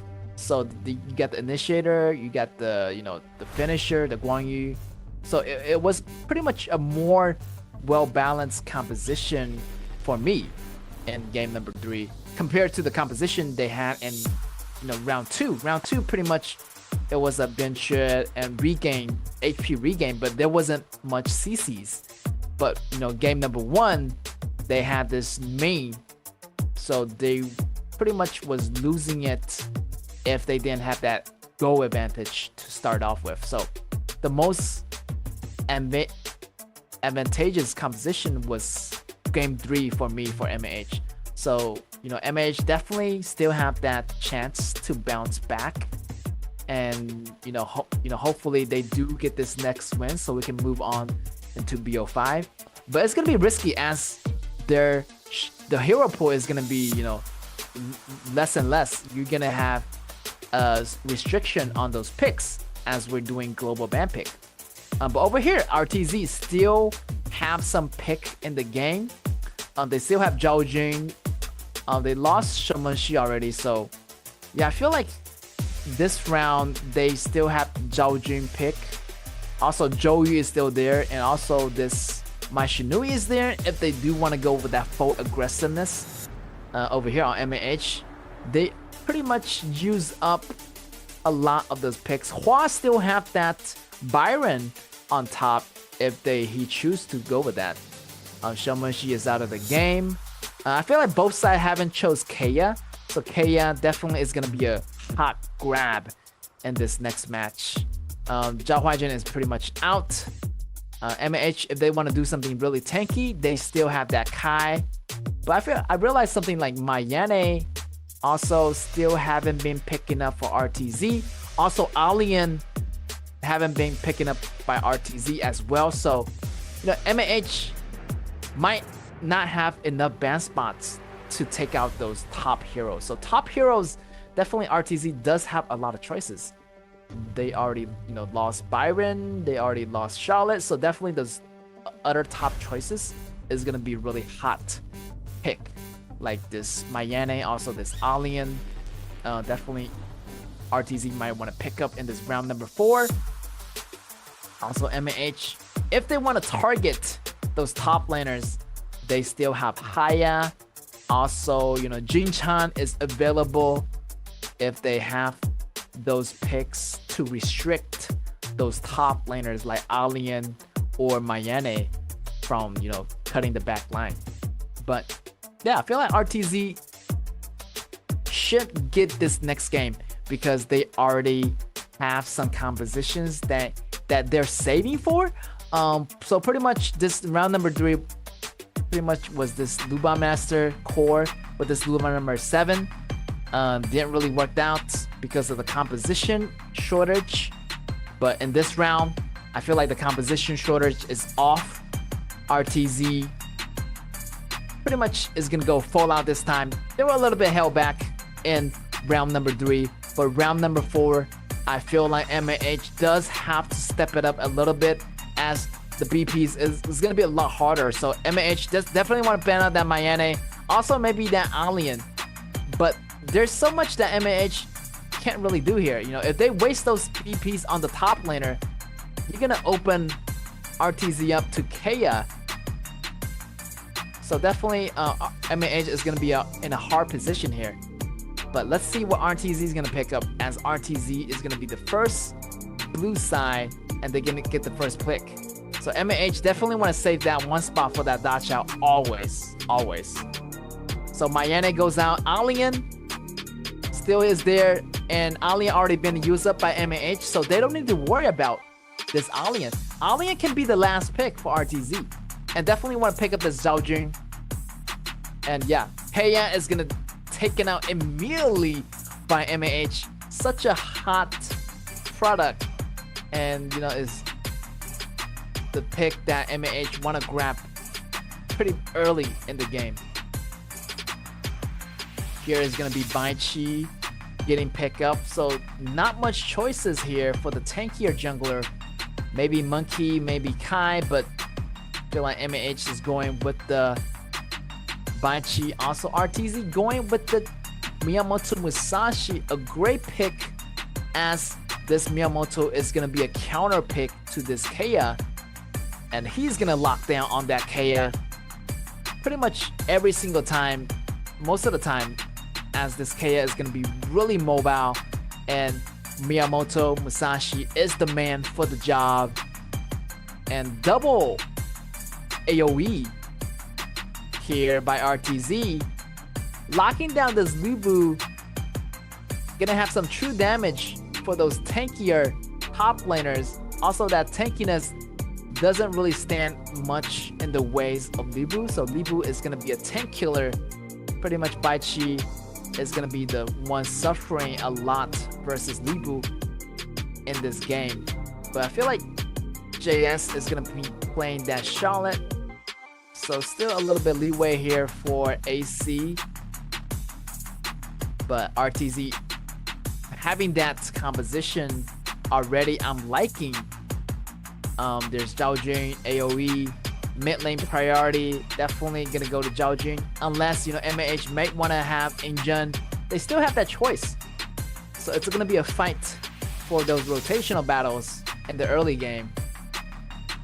And we still have this support and also this marksman missing for RTZ, and they're just waiting for MAH to make the first move here, as MAH banning out that Garo, also banning out that Taijuan, and maybe that Lady Sun won't be showing up for RTZ as this Taijuan is banned out, but they have so much choices. But still, the choice is going to be really limited, as Kaya is going to be gone. And let's see what RTZ decide to go with. But in the meantime, MAH does have that Lumbar still available. Lumbar is still a great choice. Janfei already out of the picture, so backup Lumbar is going to be good. Also provide a lot of tankiness. But still, RTZ had that reboot in the late game, so that tank doesn't really, be a trouble here for RTZ. RTZ picking up that Gongsun Li, great pick, and also locking down this Zhang Fei. So yes, the composition, I see it coming all together. Zhao Jun, Li Bu, also Zhang Fei. I feel like it's gonna be a super devastating combo, and also this Miyamoto Musashi is gonna be also a great synergy to this RTZ composition. So I'm seeing the pictures being drawn here for RTZ. Pretty much work well for me. MAH might want to go with that Ishin, but it's gonna be really troublesome if this Angela getting killed pretty much early in the game. So definitely this Angela wanna watch out for this Miyamoto Musashi, as Miyamoto Musashi is gonna be ganking a lot, and that first ability by Miyamoto Musashi is gonna be cutting down those spells. Like, it's gonna be cutting away those spells being casted by those mages. So it's gonna dodge a lot of projectiles. And yeah, MAH over here doing something a little bit differently than the previous 3 rounds, as Juan is gonna be playing the top lane again. So having JS rotate into the mid laner. So yeah, MAH have 1 win. RTZ has 2 wins.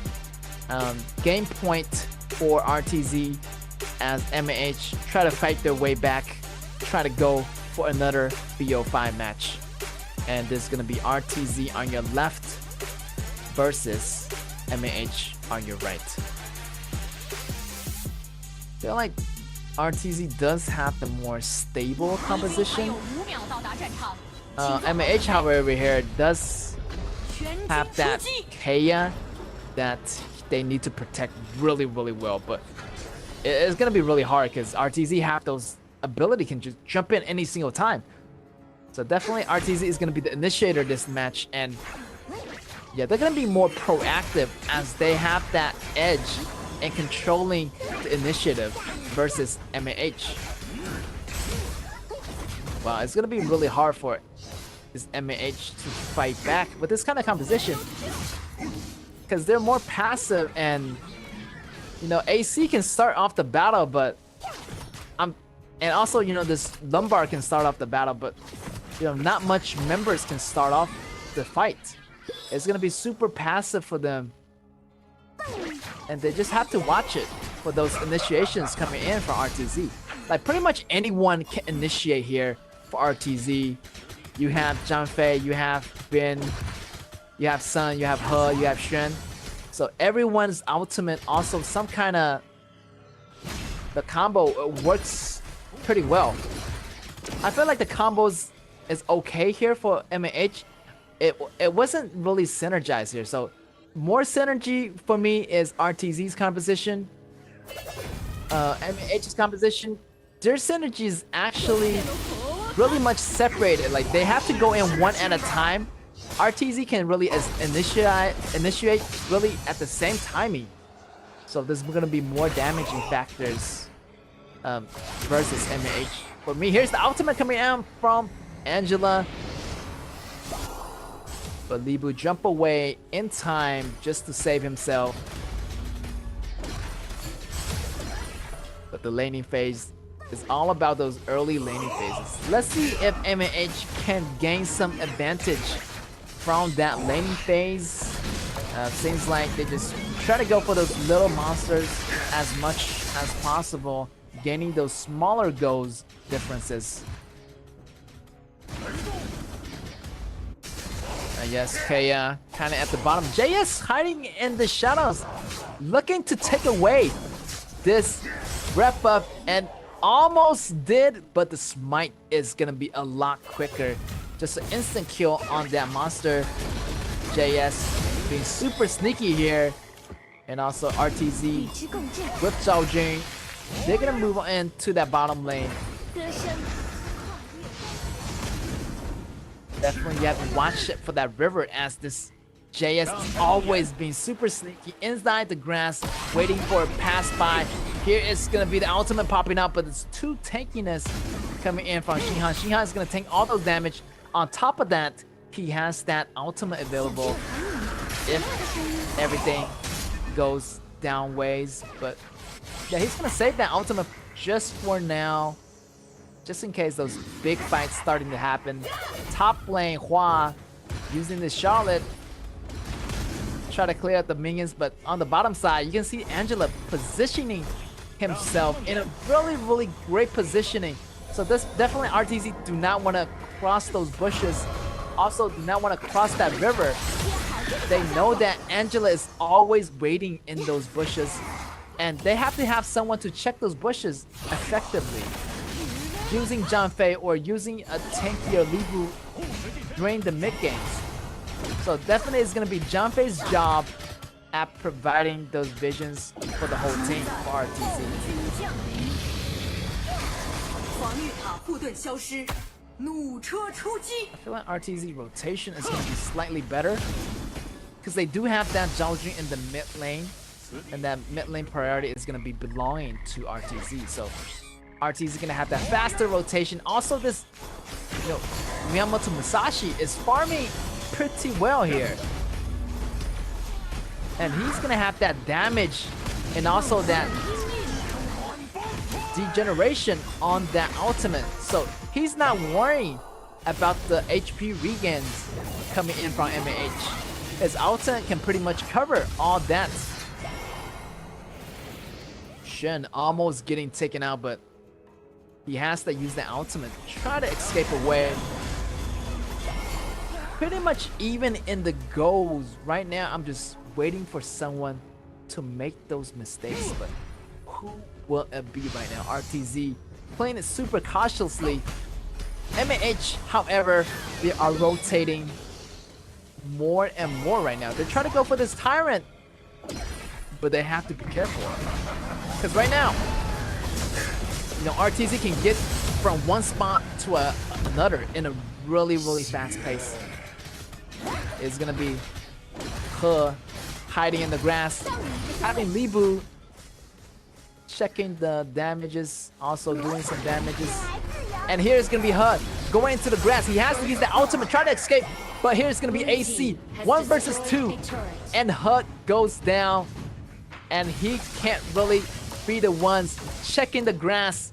It's gonna be super dangerous. Definitely have your wingman, have Shinhan check those grasses for you.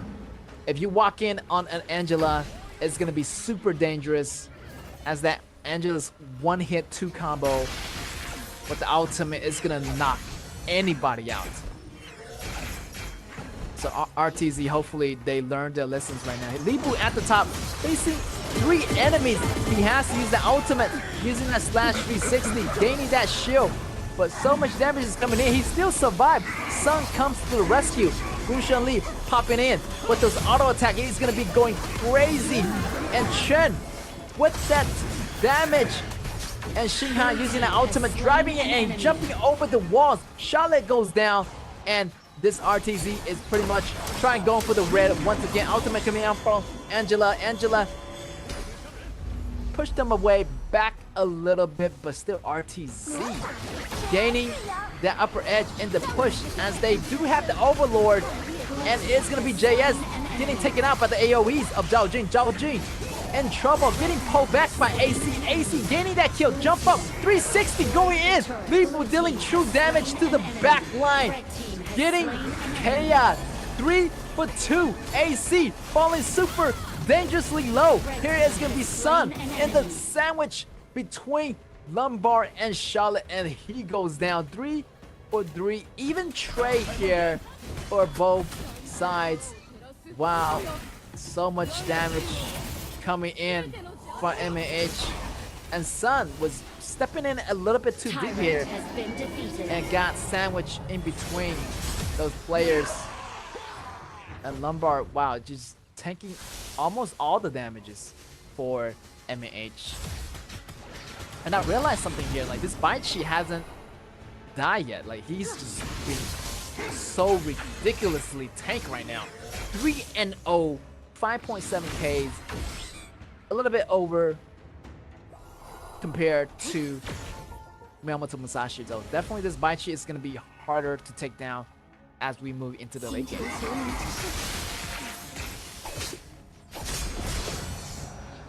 RTZ Hun trying to do some damage to that bottom tower here, but yeah, pushing wise, RTZ does have some pushing power going on, but they have to watch it not to Blue jump team in recklessly. has destroyed a turret. I would say just wait for Sun and also this Libu to get more powerful, and Red Miyamoto team Musashi has can be destroyed the a one turret. jumping in, second here. Here's the ultimate coming from Shinhan. It's gonna push at some of the enemies, but not gonna do much difference as MAH really didn't want to engage there. But the ultimate from this Janfei is gonna be gone in this next battle, as he needs to build it up in order to have it ready for the next round here. So here's the constant vision set up by this MAH, by Lumbar, and also, you know, MAH is spreading out its territory, having a lot of eyes in different places. So definitely want to keep protection of this Kaya. Kaya is going to be doing most of the damage for MAH. Here is going to be the mocking coming in from AC.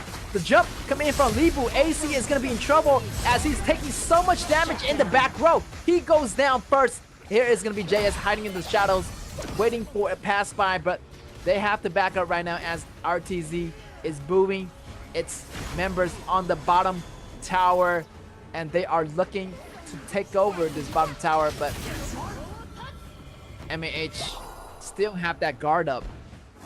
So right now RTZ is throwing those punches, and those punches are starting to hurt, 军获得强化。 and they do gain a slight goal Blue team advantage has over destroyed a turret. MAH. Definitely MAH is feeling those punches coming in, and it's gonna be really painful if the goal starting to drift apart here for both sides. And it's gonna be 10 minutes, so RTZ is probably gonna pick up the pace here as they accelerate into the mid game. It's gonna be a risk for MAH to take down this Overlord, as this Lumbar backing out. Here is gonna be Libu jumping in, and here's the ultimate popping up on Kaya, but he is not be going down. Here is gonna be HUD jumping in a little bit too late, as he want to back off, as Angela is gonna be back guarding this Overlord, but definitely want to not rush. Here's the frenzy coming from Sun. Sun goes in with that umbrella combo, and Benben is gonna be in trouble. Sun still have that frenzy. It's a double kill, triple kill Triple kill. coming in from Sun. Great play here by this Gunshun Lee, going crazy with that triple kill. And yeah, this mid terror is not gonna last, as HUD and the rest of the members coming in. And I feel like RTZ does have this game already. I feel like 3 members already going down for MAH, and the minions are moving in towards the top lane, towards the mid lane. It's a great chance for RTZ Has destroyed to a end turret. this match right here and right now. Let's see if they're able to do it, but the rest of the MAH member is gonna be back. Destroyed a turret. So definitely RTZ want to play it safe, kind of want to get that Overlord, maybe even just getting more objectives as they pull back the goal count.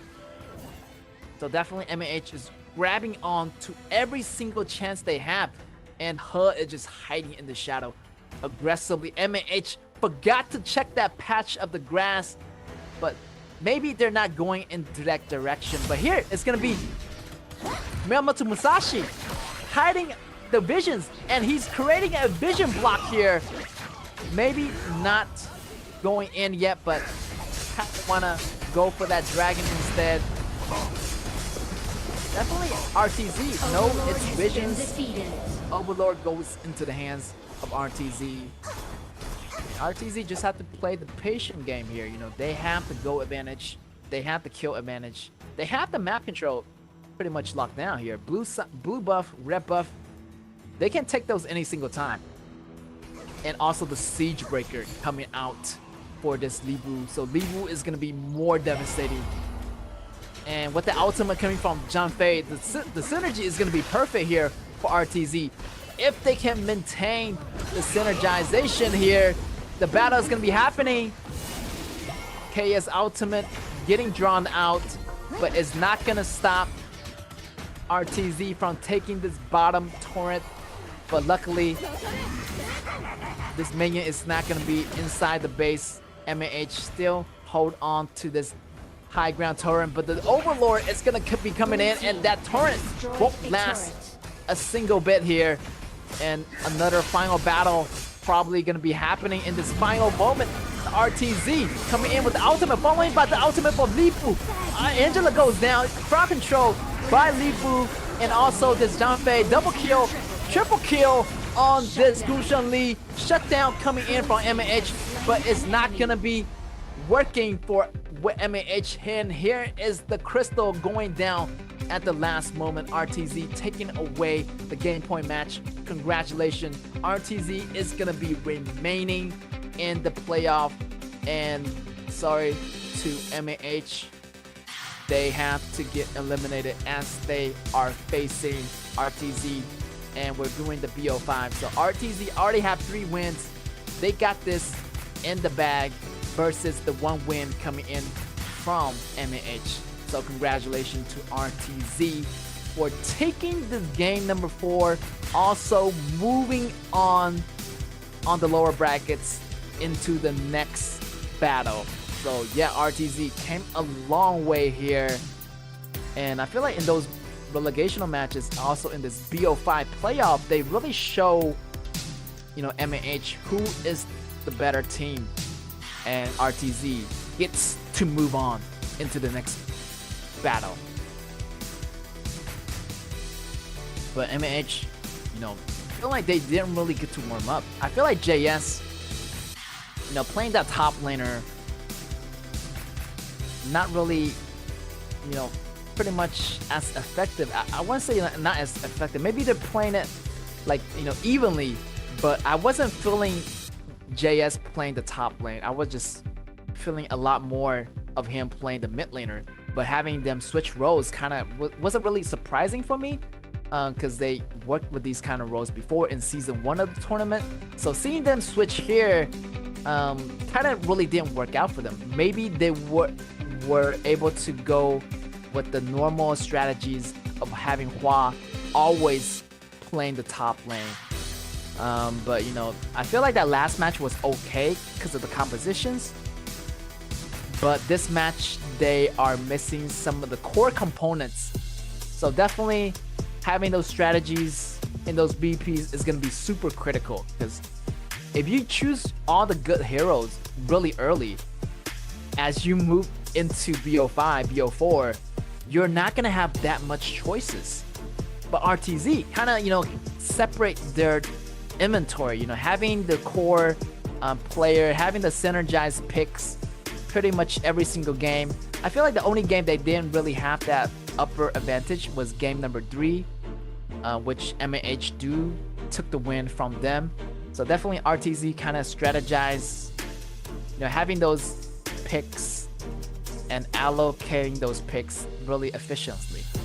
For MAH, I feel like in game number 4, they didn't really have the better picks. You know, they didn't really have much options. They only have Kea.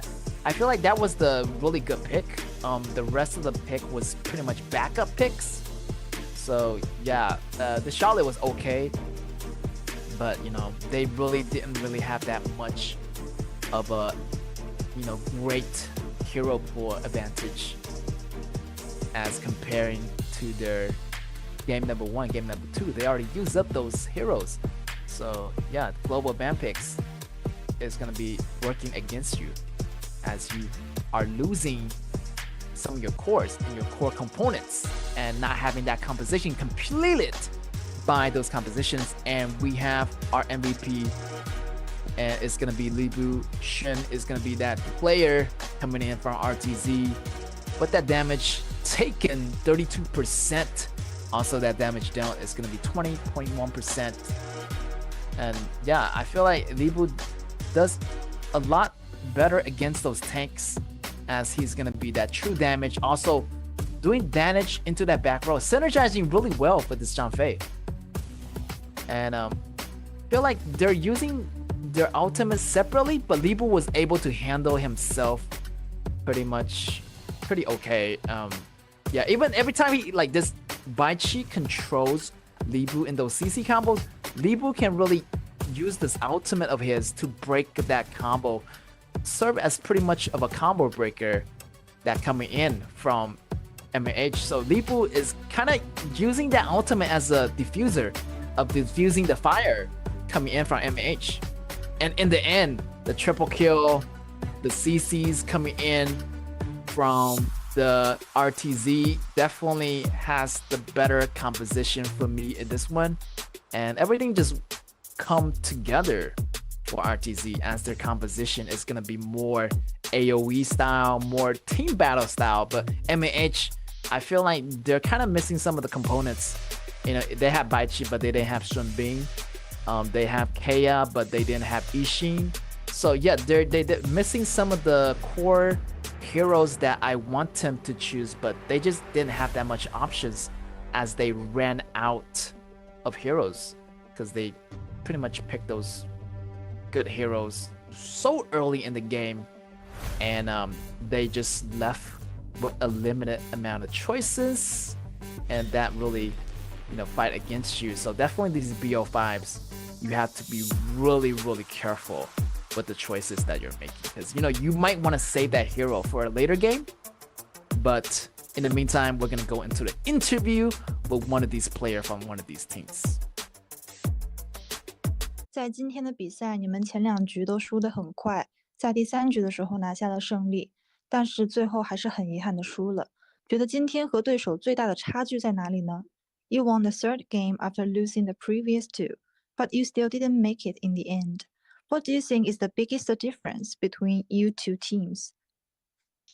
我觉得我们的沟通还没做得更好吧，细节也还没做得更好。I think our communication is not that good. 第2个问题，在本赛季的征程到今天就结束了，有什么想对你的队友和支持你们的人说的吗？ You may have to stop here. What do you want to say to your teammates and supporters? 虽然在季后赛的第1轮都淘汰了，但是没什么遗憾嘛，下一届还会再继续努力的。We didn't make it in the end, but we will keep fighting, keep acing. Definitely, that was Juan from the top laner. Also, he played as a mid laners today in today's match against RTZ in the first 2 games. And their game, actually, they fought back and they switched positions back, and having his regular position play as a top laner for that game number 3, which, you know, worked a little bit better. So sorry to see that MAH is being let go, but, you know, congratulations for them to making it into the playoffs, which, you know, that was super awesome, even though the journey was cut a little bit short, but they really fight with honor and perseverance, and, you know, really respect those teams that coming in here and, you know, fighting their best at their best level as their team models. Keep fighting, keep acing. Hope to see them back in the next season. But RTZ gets to move on into our, you know, next playoffs, the match as well as our match number 2. Also, it's gonna be a BO5. We have Scars versus Fennel. Technically, I feel like they haven't faced off each other yet because they're in different kind of groups, but we'll find out pretty soon. But in the meantime, let's take a small break before coming back to this one.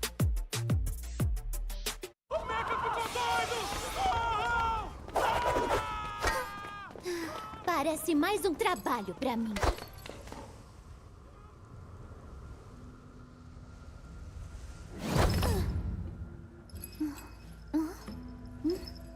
Cadê você? Ai, não podem me ver aqui.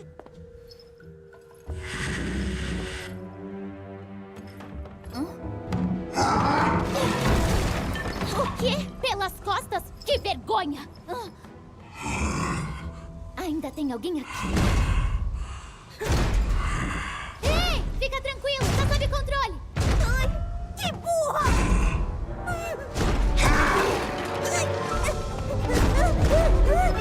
Deixa comigo!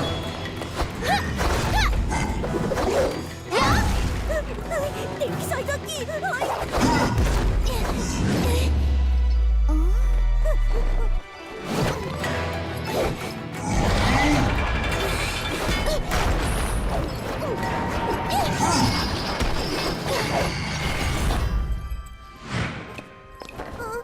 Ei, é perigoso aqui, vai! Ah, não, tudo bem, eu tô bem aqui.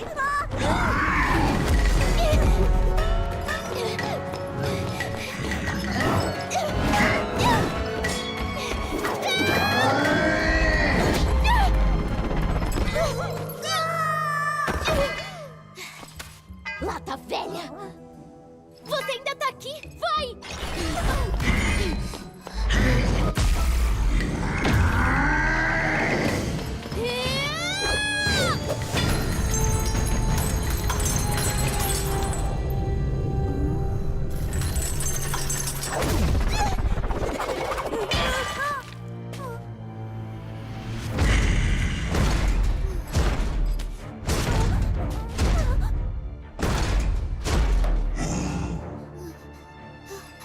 Anda, foge.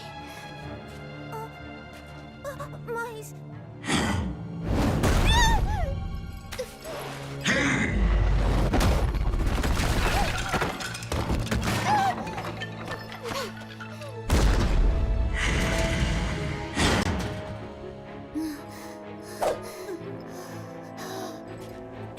Eu vou te enfrentar!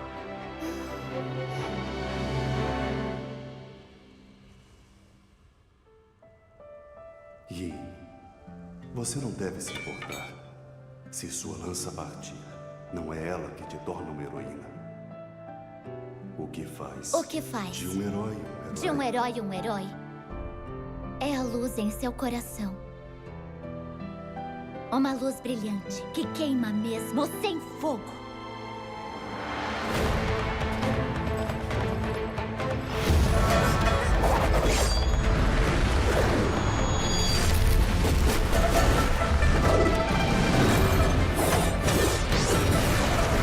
Fogo selvagem!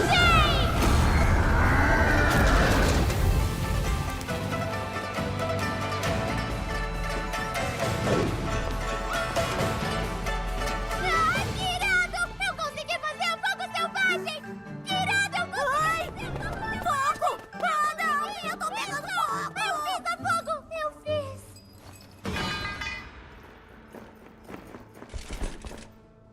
Não machuquem ela. Só peguem o mecha.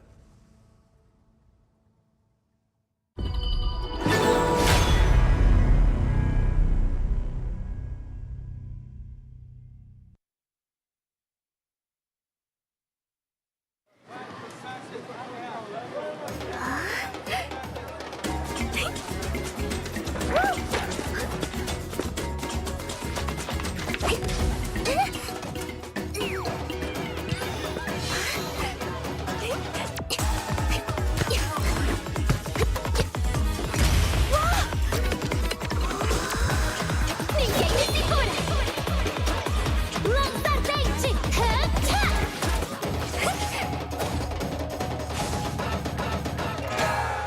E aí, Brasil?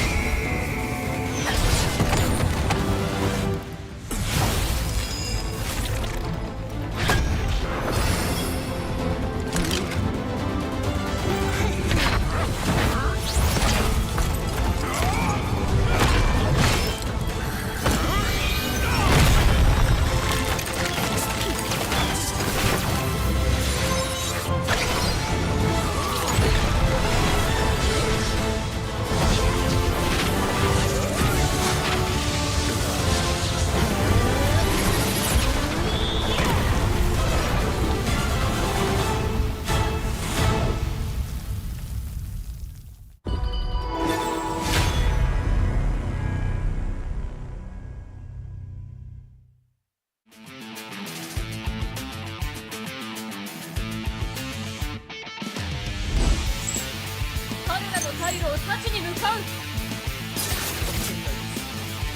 Conlon was going like crazy. And I'm expecting to see that one-on-one. And here's the first blood.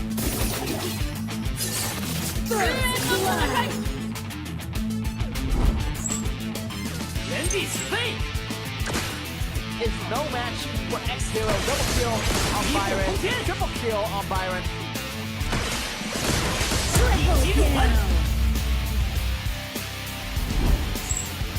And the slam goes down. And here is the counter strike coming back from Fennel. He's agreed just to get the triple kill on. 自携风霜，无才天赋。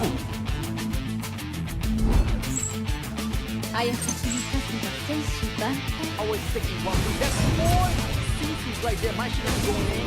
Bring up this Shaman Sheep. That is going to be a fabulous crowd control. And JS is just going crazy. Double kill. And another fabulous crowd control.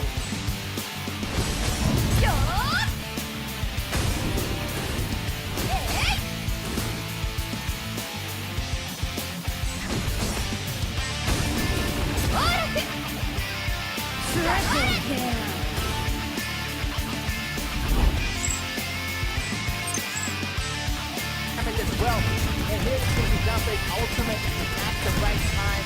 Here's not back yet, but Gucci already getting those damage out one by one. Gucci is still alive, but still gets taken out by this Nova quadra kill for Munchi.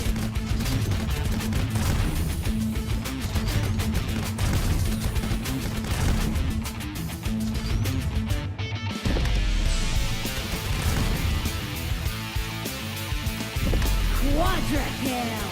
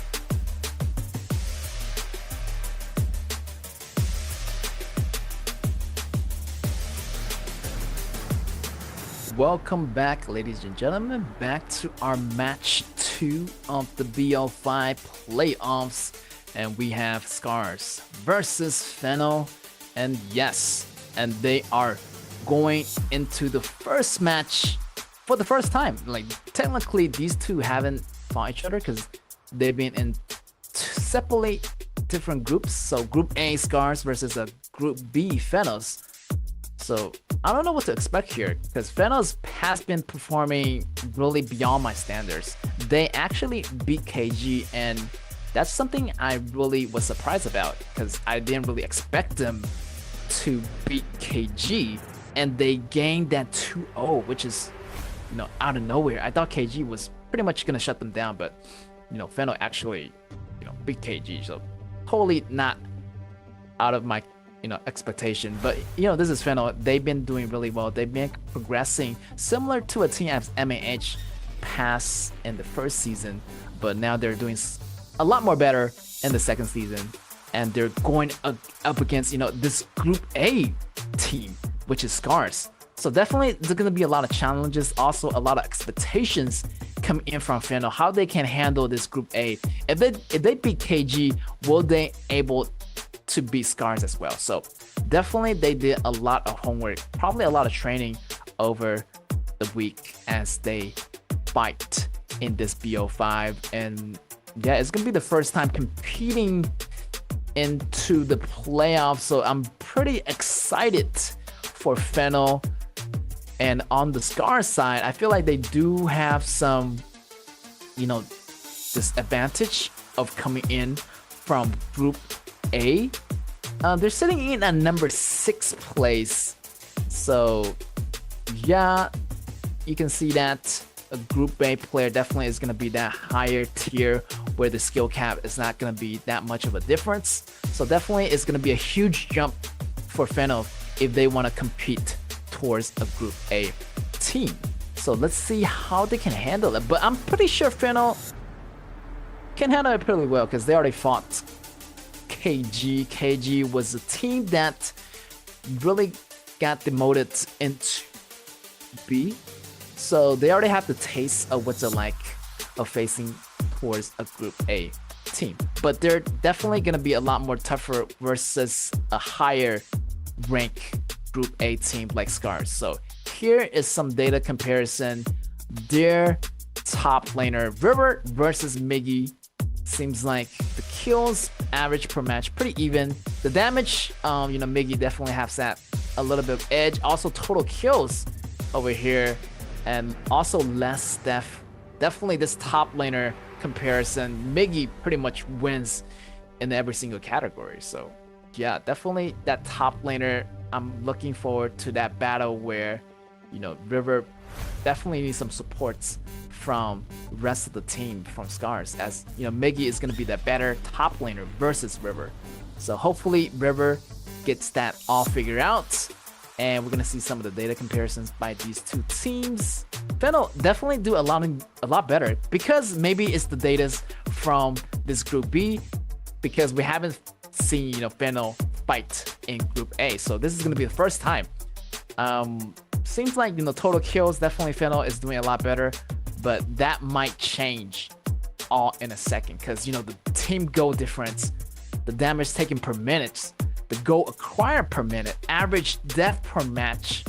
I feel like they do have that category, but the rest, Scars took the lead. And Scars is a player, is a team that been hanging around in Group A for a very long time. So the standards for Scars is going to be a lot different versus Fennel. So I'm not sure what's going to happen here. I feel like Scars does have the advantage. So they fought a lot of Group A team before. So they're fighting a Group B team. So let's see how they measure up to this competition. Scars should have the better lead. I mean, they're the Group A team. They're the big kids, and Group B people, they have to watch out for the Group A people. So hopefully Fennel can overcome that obstacle, as it doesn't matter Group A. We already beat a Group A team like KG. So Scars definitely want not to be underestimated, this team called Fennel. And yes, you can see that both sides are picking up the heavy duty team members off the beginning of the game. Scars getting that Shamonshi for that ASD is going to be super effective for that mid lane priority. And also, they're working with this Luba number 7 with this father and son combo. So a lot of damage is already packing up. But here, Fennel, I do love this combo. Banshee, Shunbin, and also this Xiaohu. What a beautiful 3-man team. The HP regeneration is going to be ridiculous. And hopefully Fennel can work this composition out. That's a lot of HP regeneration. Maybe they have to do something about this. They are in a little bit of trouble. Maybe like having Haya could be a good thing, because Haya can really isolate any single members of Fennel into the Mirage. So hopefully Fennel can really deal with that. But I'm loving this composition of Fennel. Like Byron, super heavy duty. Xiaohu, the man of everything. Immunity, CCs, the man has like the jack of all trades. So, you know, CC, combo, immunity, mobility, stuns, you know, you name it, he has it. Shenbing, also Mengyat. Oh my gosh, Fennel. My gosh, like this composition is really, really good. Like everything is gonna be there. Like Mengyat has sustainability. Byron has sustainability. Dragon has sustainability.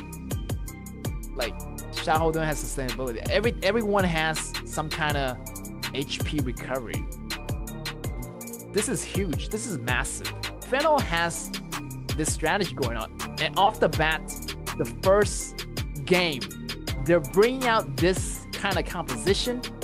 I mean, they're gonna be really, really sustainable on the battlefield. Let's see if Scars is able to take them down, because technically Scars does have the burst damage. The burst damage coming from this Shangyu, also, you know, Nakaruru, and also Shaman Shi. I mean, there's a lot of poke damage, also a lot of burst damage. So if Fennel is able to survive all that, it's gonna be okay, but they have to be careful, because, you know, you can't really missing part of the puzzle, because they have to stay together, and they have to stick really, really together to have that HP regen of, you know, Bincha's passive, also have Shenbing's rotational speed second ability. So definitely they have to stay together in order to make this work. But yeah, the tankiness of this team just super ridiculous. You know, this Scars have to be super careful of its positioning, because when those team fight happens, you have to choose a good position in order to take down those enemies.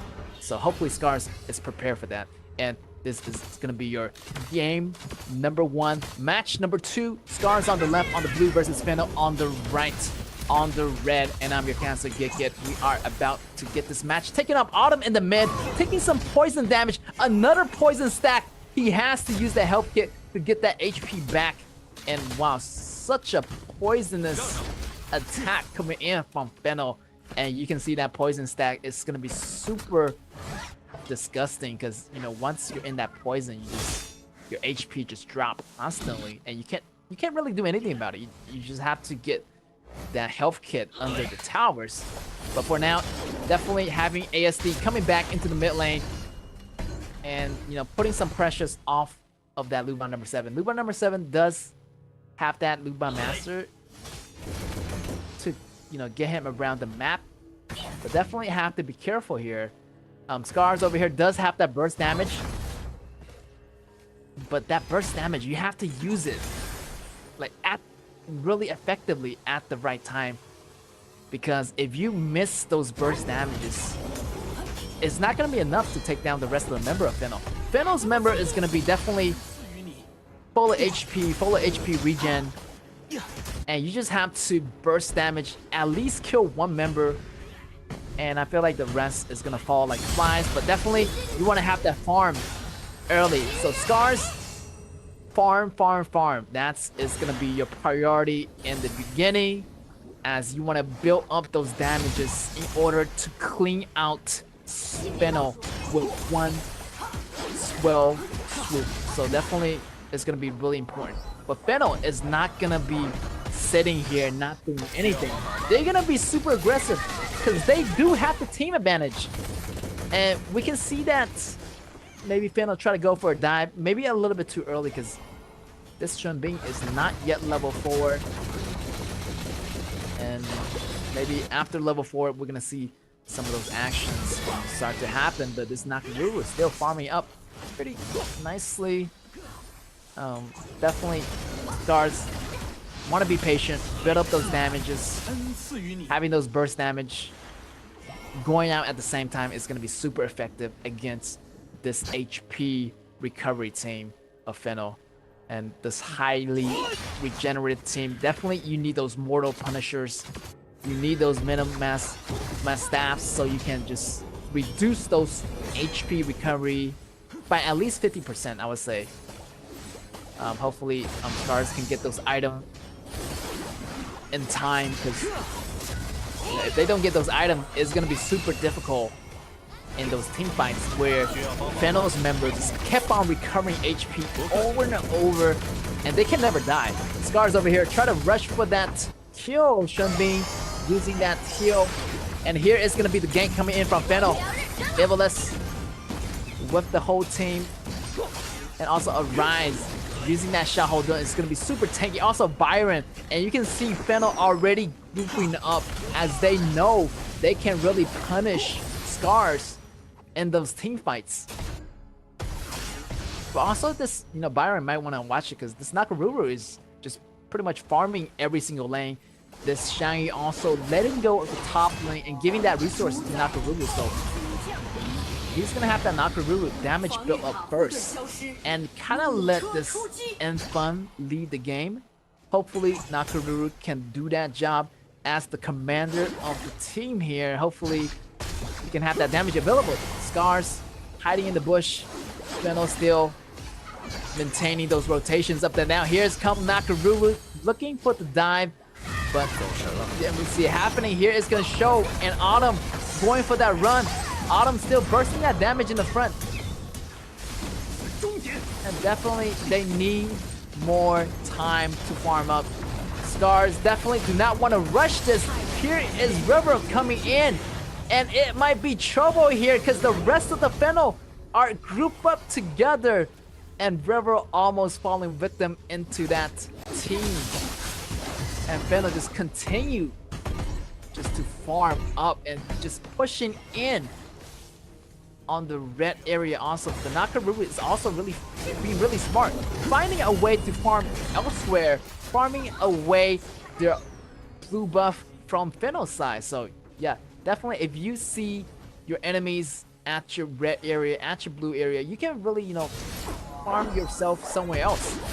If the enemy, you know, choose to group up together, you can choose to stay away and farm up. And this is really smart for Scars. They're not really engaging into team fights and kind of give all the resources for NaKaRuRu in order for him this Enfun to build up his damage before heading into those fights. So those NaKaRuRu damage is going to be super crucial in that first fight. Let's see if Scars can make that happen. I mean, they do have that Xiangyu to do some burst damage. Also, that push is going to be super effective. If Xiangyu can get that flash first ability on all 4 members or all 5 members of Fennel, it's going to be enough for NaKaRuRu just to land that ultimate, to land that Mamahaha on the multiple members of Fennel. So hopefully this synergized combo works out for Scars, but still, time is going to be running out as they still do not have that anti-region item. Fennel still pushing in on that bottom lane, and they're always remaining together and having Miggy just being that front line, that 1-4 push style. But most of the time they're going to regroup together, and having that Arise and Miggy in the front line, it's going to be super hard for Scars to take them down. Hopefully Autumn, Enfun, also River can gain the damage. They have enough to take down this composition. Because the longer you drag this game out, it's going to be harder to fight. I mean, Fennel just have to play it safe and really targeting those solo lane players. Like, get those solo lane players alone and actually take them down, and it's gonna be good. But here is gonna be Azar running for his life here. Here's initiation coming from Xiangyu. River doing some huge damage. Here's NaKaRuRu coming up on the back, but the position is not going to be good enough. Looking for a perfect opportunity to strike, but Fennels already know that NaKaRuRu is missing, and they are aware of that. NaKaRuRu hiding in the bushes any second, jumping in at the back line. Fennel sticking together, having Miggy, having Arise, checking the grass. Definitely you do not want to mid. Having your mage stays alive is going to be so crucial for this. Also, having this Manya stays alive is going to be super, super important. But right here, Dragon kind of getting some connectivity issues right here. Dragon getting pushed back. Scars get the jump on Dragon. Dragon goes down. First blood goes out to Scars. Scars is taking the lead on the top lane. Scars pushing it, and one member is already falling apart for Fennel. So Fennel has to watch it as they do not have that Shun Bean for this next battle. And Scars already gaining the first priority, gaining the tower on that top lane, and this mid lane is just gonna go down as well. Luban just chipping away this mid tower, and I feel like if this Fennel loses mid tower, it's gonna be huge trouble here for Fennel. But over here, Scars already have that gold evenized, you know, pretty much balanced here. And it is going to be the burst damage coming from Autumn is going to be coming in super hot. The push coming in from River. The ultimate Arise is going to survive.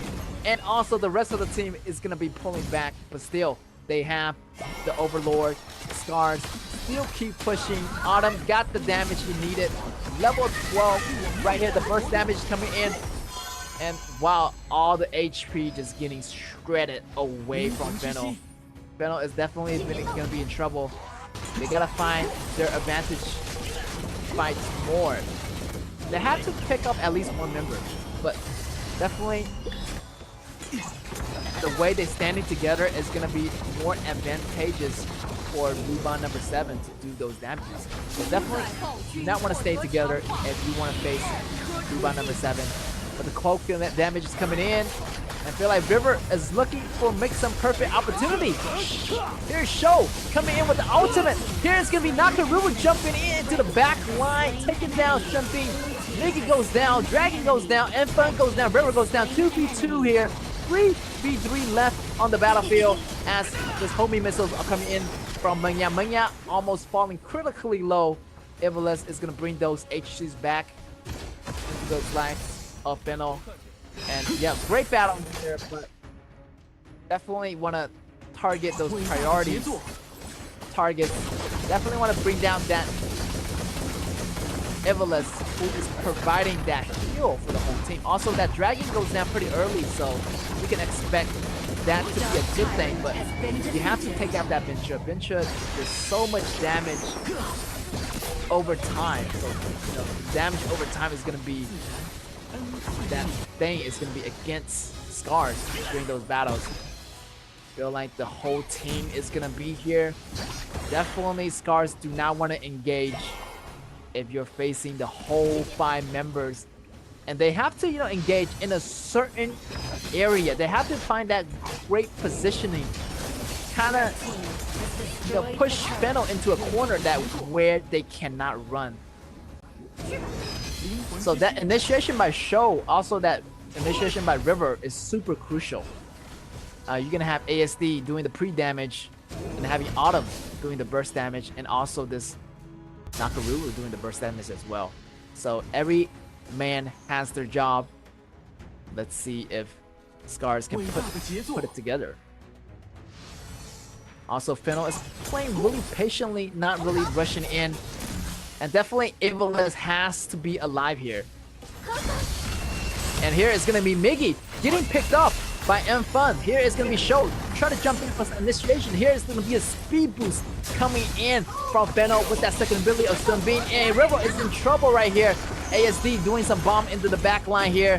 And also Ivalice keep killing all of the members of Fennel. Arise in the front line, managing the vision for the entire team. Also Miggy managing the vision as well. They are getting ready to jump at any single time, at any given moment. So definitely they are doing their best to protect Azar and also this Ivalice. Here, they are being a little bit greedy here. Try to make something happen. Here is going to be the Sho initiation coming in. And River also going in. Here's Nakaru coming in with the damage, but the damage is not going to be enough. here is gonna be Fennel getting knocked up. All 5 members. This is the perfect chance for Nakaruru to flank in from the back. It's gonna be trouble for Fennel. Can this burst damage avail up for Nakaruru to take down? It's gonna be good. Azar goes down, but River goes down as well. M-Fun, can he make a double kill? Yes, he can, but he has to get away as to the best he can do. But the rest of the member of Scars is gonna finish off Fennel's 1-by-1. Evelus is the only one left standing. 2 for 4 Trey in favor of Scars, and they are still having that Autumn in play. Also, that Luban number 7 is going to go into the top lane, taking that last tower at the top. This could be game for Fennel here as the minions are moving in, and he is clicking on the crystals, and there's nothing that Evelus can do here. Trouble for Fennel as the rest of the members of Scar just using that last moment to push in on this crystal, and the last HP drops for this crystal. Scars taking the win here in game number 1. Congratulations to this team. And yes, and they handled the situation pretty nicely, because they know that they have this HP regeneration team, so they actually, you know, counter it with this burst damage team. And Xiangyu was pretty much, you know, tanky enough, and also his, you know, passive kept him alive for a very long time. Even he at the brink of his death, he can use the ultimate, and you know, he can use the ultimate before he dies. So there's a lot of pretty much destiny ability built into that Xiangyu player. And also this Nakaruru was really great with those flanks, and the burst damage was just ready enough to take down at least 2 members before leaving the battlefield. So it's pretty much, you know, he got the job done. Like Xiangyu and Nakaruru take down 2 members, and that leaves 3 members. So it was down to Luban number 7, also Luban Master, to finish the job. So, you know, Luban number 7 was alive, and at the end, the trade-off was pretty much worth it. You know, 2 for 4. I'll take that trade any day.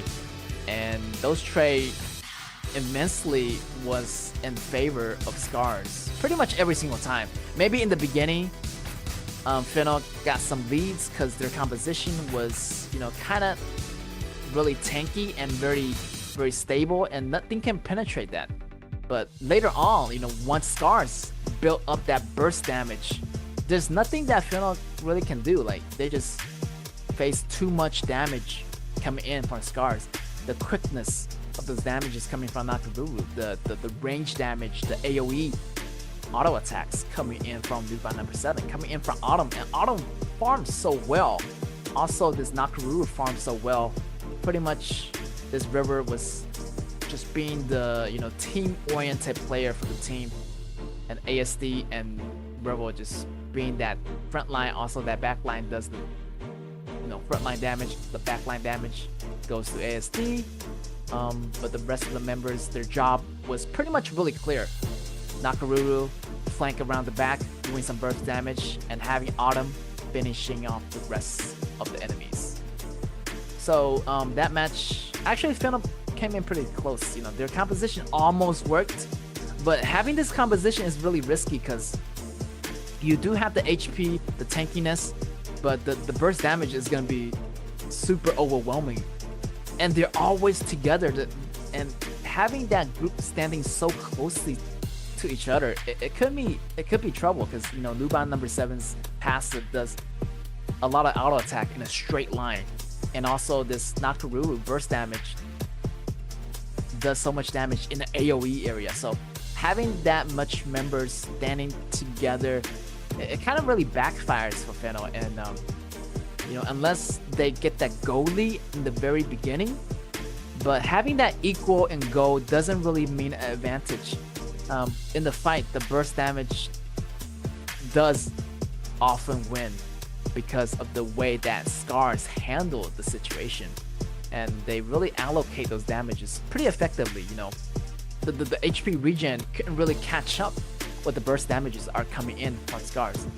And so yeah, having that gold resources pour into one single member of this Nakaruru really put this Nakaruru damage ahead of the rest of the players from Scars. So definitely Nakaruru is going to be your MVP. M-Fun coming out of Scars with that KDA of 4, 2, and 1. Also that damage dealt 14.5%.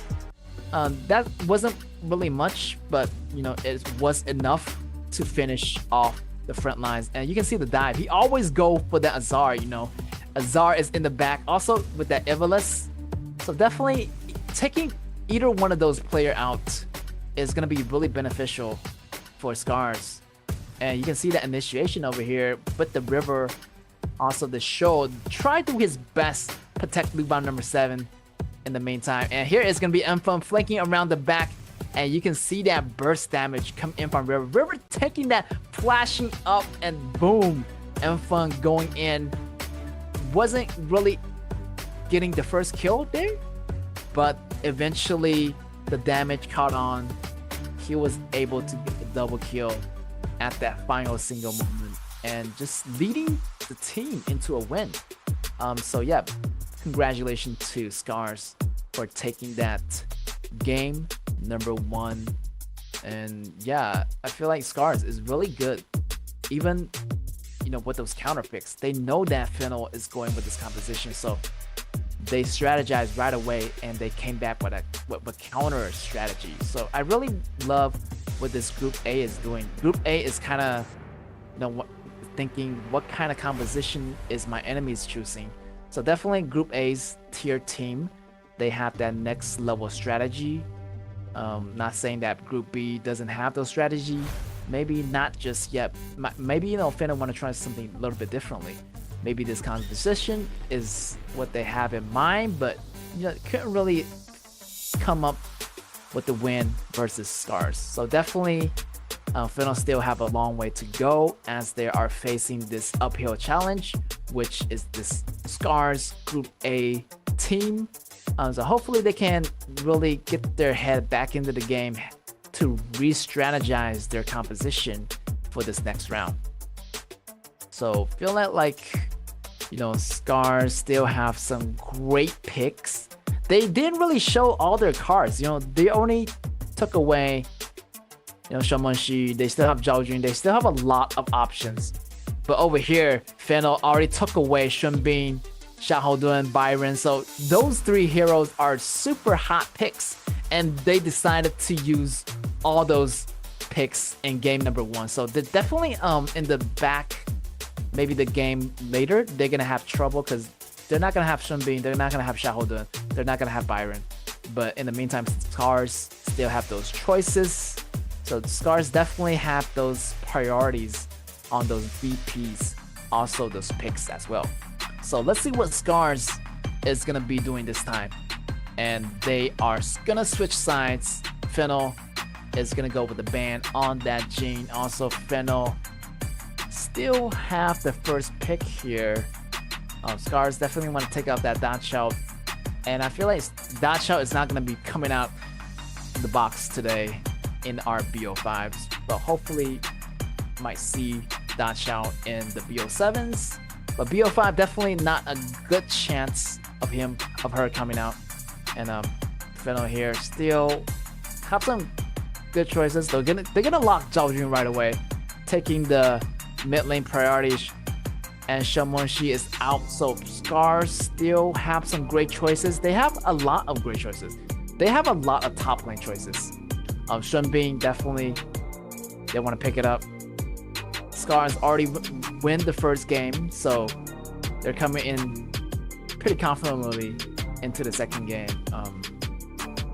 Feel like this Shunbin also gonna match pretty good with any kind of tank that Scars is gonna going for that top lane. But in the meantime, Fennel does have some backup choices for the jungler, and it's gonna be Bai Qi, and they still have Mayene for the top lane, so not to be afraid of their top lane. But Scars definitely maybe still have that Charlotte, also have that Byron if they want to go to toe and toe.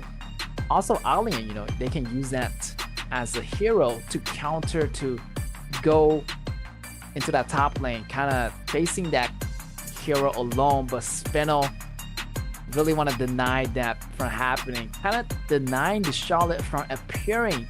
But Scars still have a lot of choices here.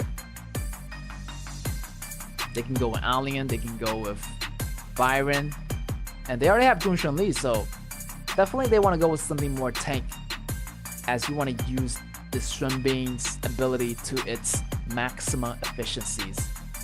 So I feel like Limpo or like some kind of tankier top laner without Zhao Jun, without Shen Wenxi. I feel like Shishi would be an exceptional choice, but Shishi is kind of squishy here, so definitely want to be careful of that. But Shishi's ability also got upgraded. She does got some ability upgraded, like her second ability is pretty much like the same ability as Jin Chan, where that second ability does follow, or that first ability follows the spell of the first ability. So yeah, some upgrades to Shishi. If you haven't tested out this hero yet, definitely want to go test her out. It's gonna be a lot easier for those newer players to play Shishi now since of her ability change. And what do you know, Byron is gonna be that top laner for Scars. And without this Tai Jin, great ban by the way from Scars. They ban away the best two supports for Lady Sun. And Finn over here just had to find a replacement, and Lumbar is a not bad replacement for that composition. But in the meantime, they have to watch out for this Shishi, because Shishi is gonna have that spell, gonna have that manipulation, pulling a lot of the members from Fennel. And judging from here, I feel like 3 of the heroes of Fennel are frontline. You got Lumbar, you got Baichi, you have Mayene. They're all gonna be in the front, so they're gonna be more likely in risk of getting pulled or getting manipulated by ASD. So definitely Fennel want to keep that to being cautious, where ASD gonna have an easier time of pulling those frontline members. Also, having that Purify is gonna be a nice choice for Azar, because of the CC combos coming in from Scars is super devastating. You have Byron, you have this Zhao Huaizhen, and yeah, hopefully Scars can handle the situation just like they did in game number 1. And I feel like River is gonna be playing the jungler, and they're having their jungler playing Byron on the top lane. So this is really interesting for Scars. I feel like they have done this in the past. They have done it. It really, I feel like it was pretty decent, having this Zhao Huaizhen. Pretty much anyone can use Zhao Huaizhen. It's a pretty simple hero to use, and it's also very, very powerful.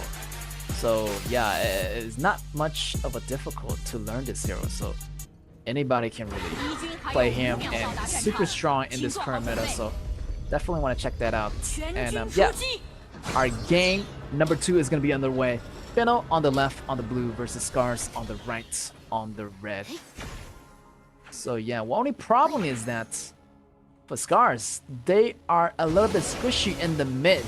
So ASC definitely want to kind of avoid those frontline combats here. Here's Autumn starting off in the mid, and look at that damage already, getting shredded and targeting Dragon here. Dragon falling below 50 HP. He's gonna use that second ability, but here's come Miggy. Miggy is gonna take him out.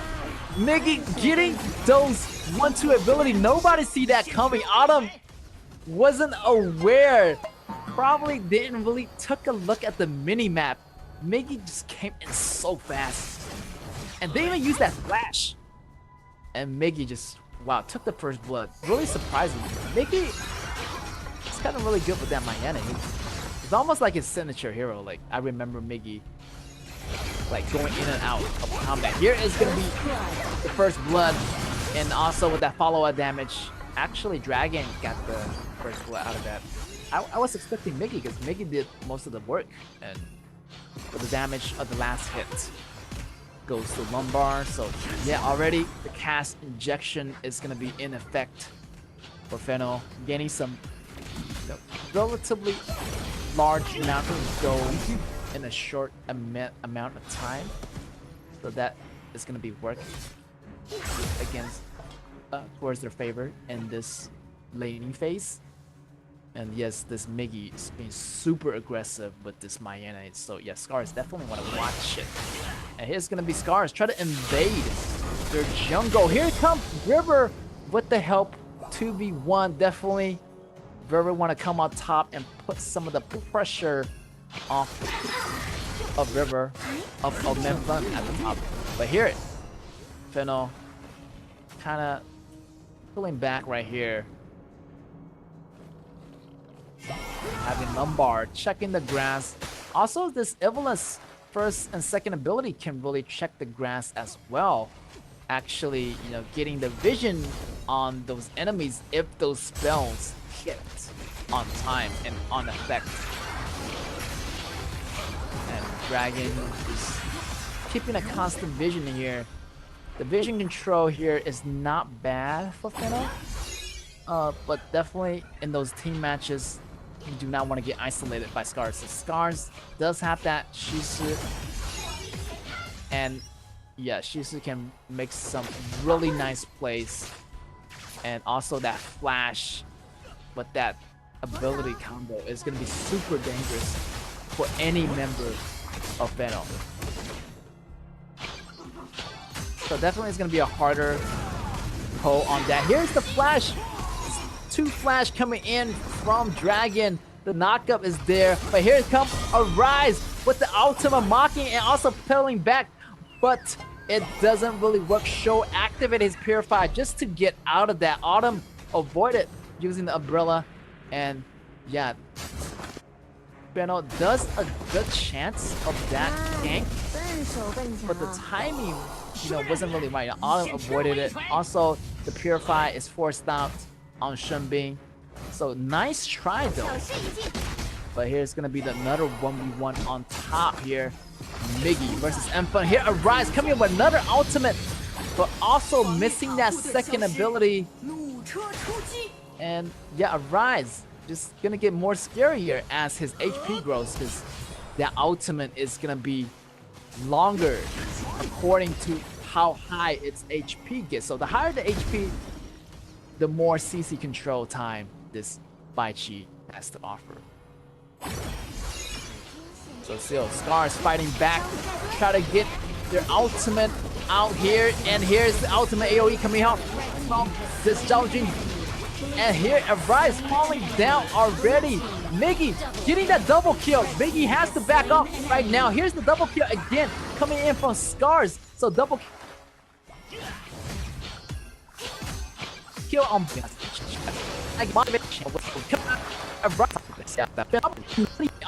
really in and out with that flick hit. But try to take away this blue buff and the fight back. Coming in from the Warriors at the top. So definitely want to keep your eyes on Miggy. Also keep your eyes on Byron, this Memphun player, as they're gonna do most of the back row damages for their team. Seems like Arise just saying hello to Byron in the grass right here, but they can switch top. You know, Autumn still farming its way. I'm just looking for Autumn just to get super powerful right now. Right now, you know, Gu Shengli is sitting in at 3.8k. He's the ultimate to escape, but the mocking coming in. And he's gonna knock down Gu Shengli. Autumn goes down, and here's the poke coming in. Miggy in trouble right now as ASD pulls them in. That's gonna be 1-for-1, 1 ADC for 1 top laner. And wow, it wasn't really worth it here for Fennel to do that, because now they're losing the dragon. They're being a little bit over aggressive here, but I do like this aggressiveness. It allows them to take down their most valuable ADC, which is Autumn. And I feel like Arise, this match, he's just gonna be the initiator for the whole team. And Arise checking the grass. Memphun arrive at the scene right now. Definitely want to wait for ASD to make those pulls happening. And here is gonna be Autumn going in with those arrows like crazy. The Umbrella Girl getting the kill on Lombard. And here's the ultimate coming from Zhao Huaizhen. And the pole is working. ASD getting that pole, a double kill. for Goon Shun Li. Goon Shun Li is doing super well. Also getting that Shadow Barrier. He's gonna go crazy. Maybe a triple kill, but wow, that was really, really close as Ivalice pulls back. But still, this Autumn is really crazy right now. Here's Miggy trying to do some damage in the bushes, trade off some damage with River, and the creeps, the minions are in the line, and that tower is gonna go down. Definitely Skarn is gonna be picking up the pace, and they have that Tyrant does in play for Skarn, so they have that slight edge in those team fights. But I feel like Skarn still does have the ball on their court right now, and ASD is getting more vicious right here. The pole coming in. Baichi checking the grass, and he is just gonna get punished here by the rest of the member of Skarn. He goes down really fast. Autumn getting another kill. Autumn is gonna go in crazy. The Frozen is gonna come in, but that's not gonna stop Scars. Scars and Fun still chasing. Here's gonna be freaking Autumn chasing as well. They pretty much corner. Here's Lady Xuan and Lumba having no place to go right now. And wow, I'm just feel sorry for the guy. Just not going anywhere, but definitely Autumn is going to be going crazy, going in. First ability, second ability, but he has to bounce back out as there were just so many members of Fennel right here. Miggy almost jumped in after Autumn, and Miggy is going to be Autumn's worst nightmare. So definitely, you want to take down that Miggy and defend. Here's the mocking coming in from Arise, and also the knockup coming in from Dragon. Dragon has to flash out, and he's just feeling so low. The Shrimping First really doesn't knock him out. Here's gonna be the knockup coming in from M-Fun. M-Fun does get that knockup on Miggy. Miggy managed to get away in a really quick pace, but Scars just locking those damages in really effectively and kind of get rid of Fennel and letting the minions kind of move in at a faster rate. So yes, Scars already have the map control that they needed. So it's only a matter of time. They can just farm and, you know, letting Fennel come to them. Scars got the goal lead. They got the tower lead. So, you know, it's looking good for Scars.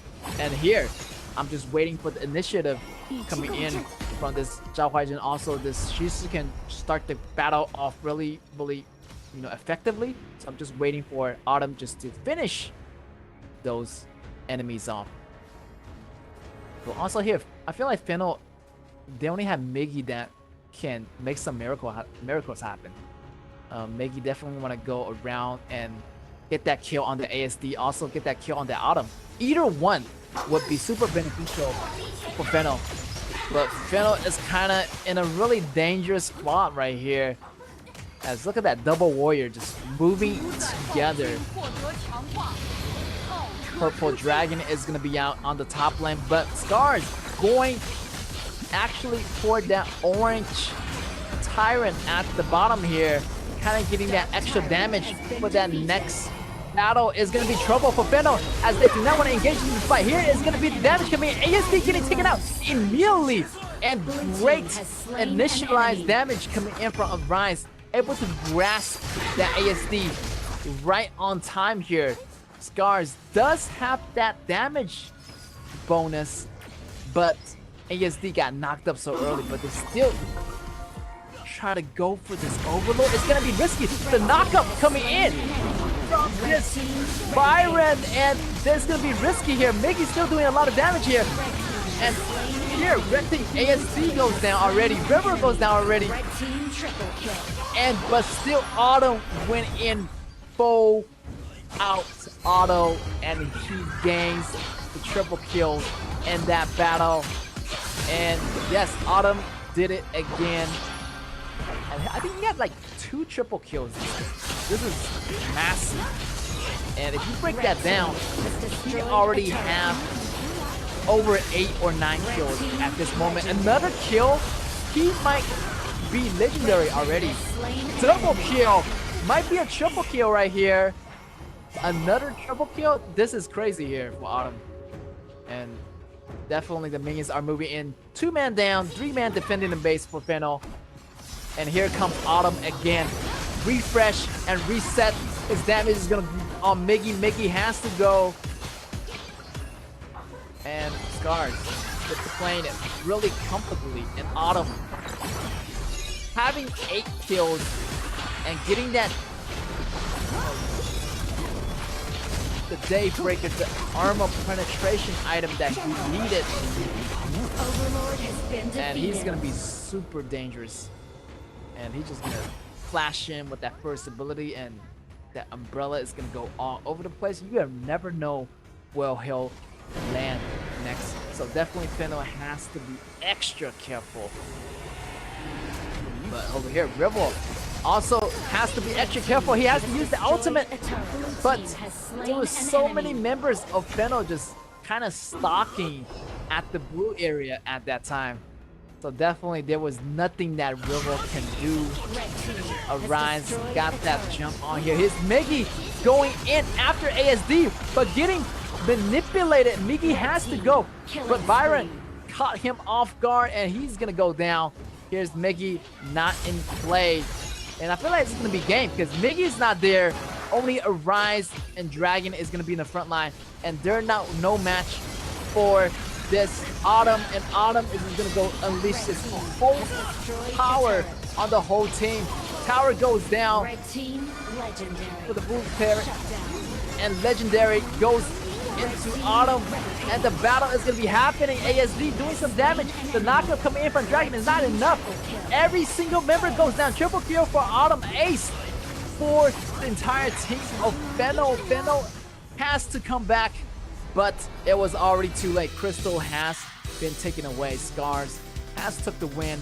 Congratulations to Scars right here in this team fight in the game number 2.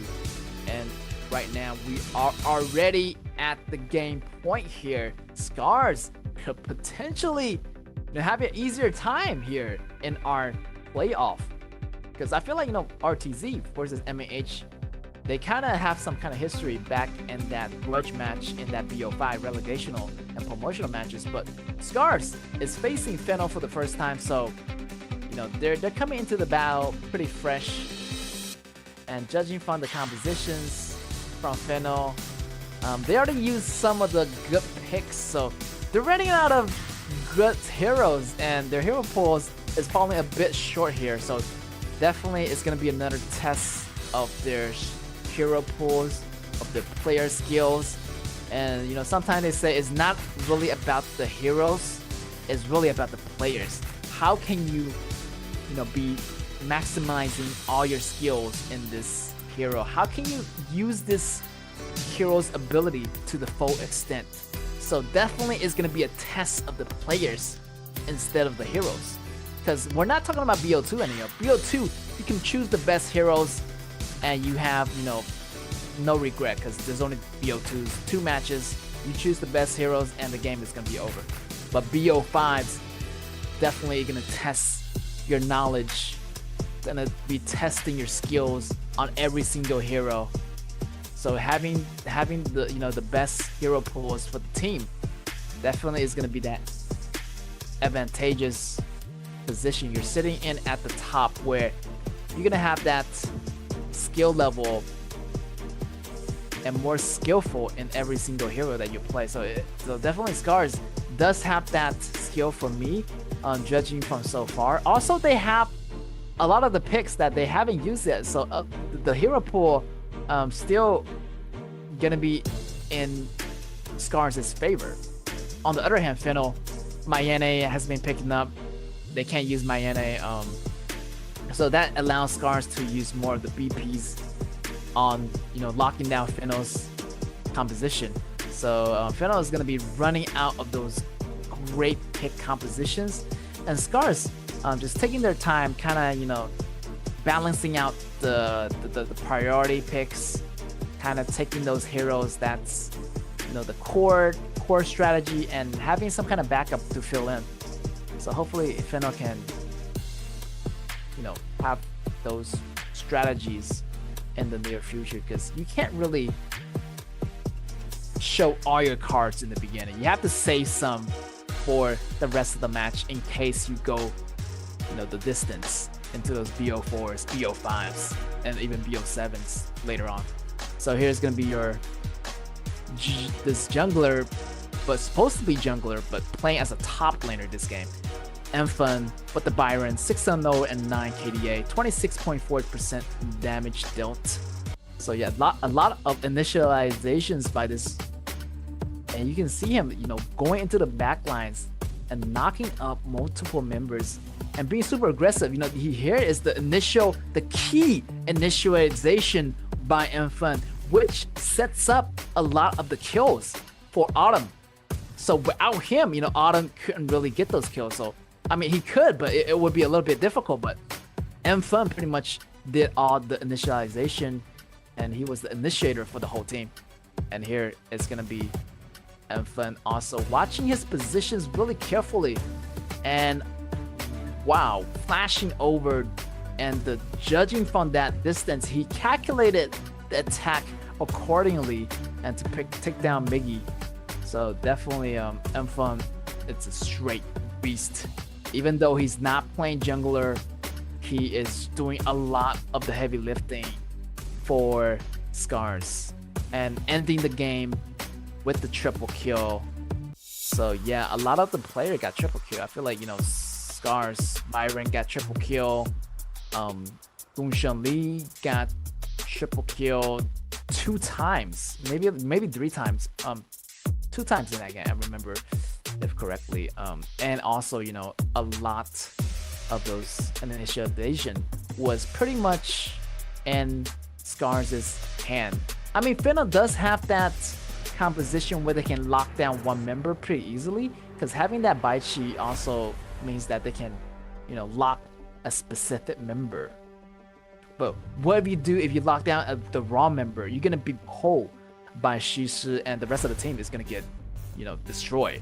So definitely you want to have more of a balanced kind of position. I feel like the knockup coming in from Lumbar and Baichi wasn't really on the same level. Like every single time, like they weren't really landing those layers of CCs effectively.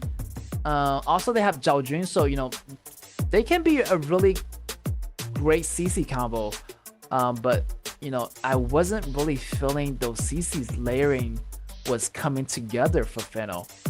Maybe some kind of miscommunication, but their ultimate was putting out at different times, so maybe they have to do a little bit of more communication that my ultimate is ready, is yours ready, we can initialize at the same time, or find another way to re-engage.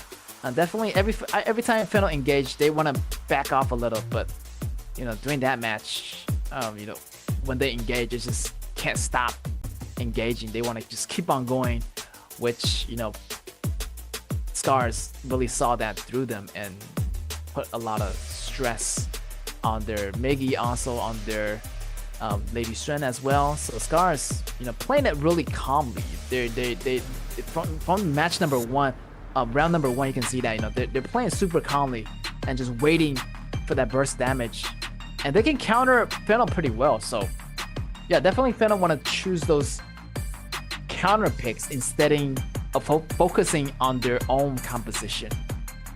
But Scars already got 2 wins, so looking forward to take away the perfect win in this next game point match. And we can see that Dachau always getting banned, so definitely not coming out of the ban list today. Jhin also getting taken out. Jhin is super popular today, like everybody's just taking out Jhin. And Scars already locking down the Ishin, one of the main core of the mid. So I feel like maybe there's a Zhang Fei coming up for Scars, because AoE. Also Kaya could be a really nice choice, because over here Fennel taking the Tiny Jin and also taking up the Kai. They have not much choices, definitely want to pick up the best choices, as probably they're facing their last match if they don't win this match. So definitely Fennel do not want this to be their last match. They're definitely gonna be trying really hard. But Scars over here, they have so much better choices. They have Xiahou Dun, they have Zhang Fei still up for pick. So definitely Fennel want to do a better BP for their pick, but that's the best they can do already. So they're gonna lock in this Garo pair up this Taijin, which can be pretty effective, I would say. You know, this Go rolling in for Garo, he's gonna get a lot of Go, and hopefully that Go is gonna carry the team forward for Fennel. But now it's Scars' turn. Scars try to find a way to go after this Garo. Maybe Mayana, because they haven't chose a Mayana yet. But I don't know. The question I'm beginning to differ is like they lost this Kaya, so the BP definitely is improving for Fennel here. But unfortunately, it's gonna be used up. They still have Lady Xuan. Also, this DNJ can be a great choice as well. Also, you know, Kansu Yu is gonna be available too, but Fennel is gonna go with this Guang Yu for this top laner. It might be a little bit risky as we haven't seen the full composition of Scars, so definitely Scars wanna maybe pick some composition to target this Guang Yu. But I feel like, you know, Fennel is maybe try to do some kind of counter jungle here because they have Guang Yu and they have Kai, so I'm not really sure. So hopefully Fennel want to take those risks if they want to do it. If they want to go all out, you know, they're just gonna invade. But still, Kansu Yu is a great pick. It's gonna avoid those physical damage and having those damage go toe to toe against this Garo. And we have this Yao coming in. Oh, I haven't seen this hero for a very long time. And Jin-chan coming in as well. Great choices. That Jin-chan could be a really good pick to target Scars' jungle, which is Enfun. So yeah, great pick here on this Jin-chan. Jin-chan is gonna be targeting this Autumn, also targeting this Enfun. It's gonna make it hard for Scars to engage on this Azar.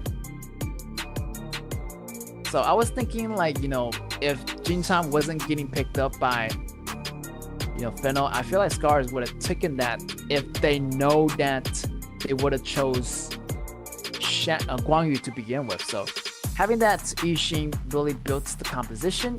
But I do like Fennel, they actually dissect that composition, taking away Kaya. So, and somehow Fennel kind of took away some of the danger that's coming in from Scars.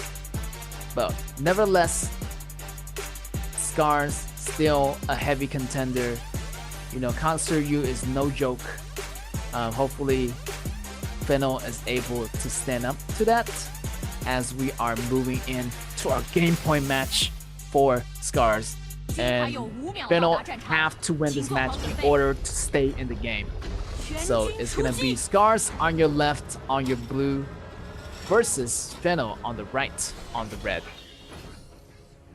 Seems like the opening pretty normal here, but I feel like this Yao would be more effective starting at blue, but he starts at red. So this is really different. I feel like most players do start at blue, gaining that 40% CD, which allow Yao to have a better, faster cleaning jungle pace. But this, you know, Enfun is going for the red. Maybe he's think that maybe Fennel want to invade that blue.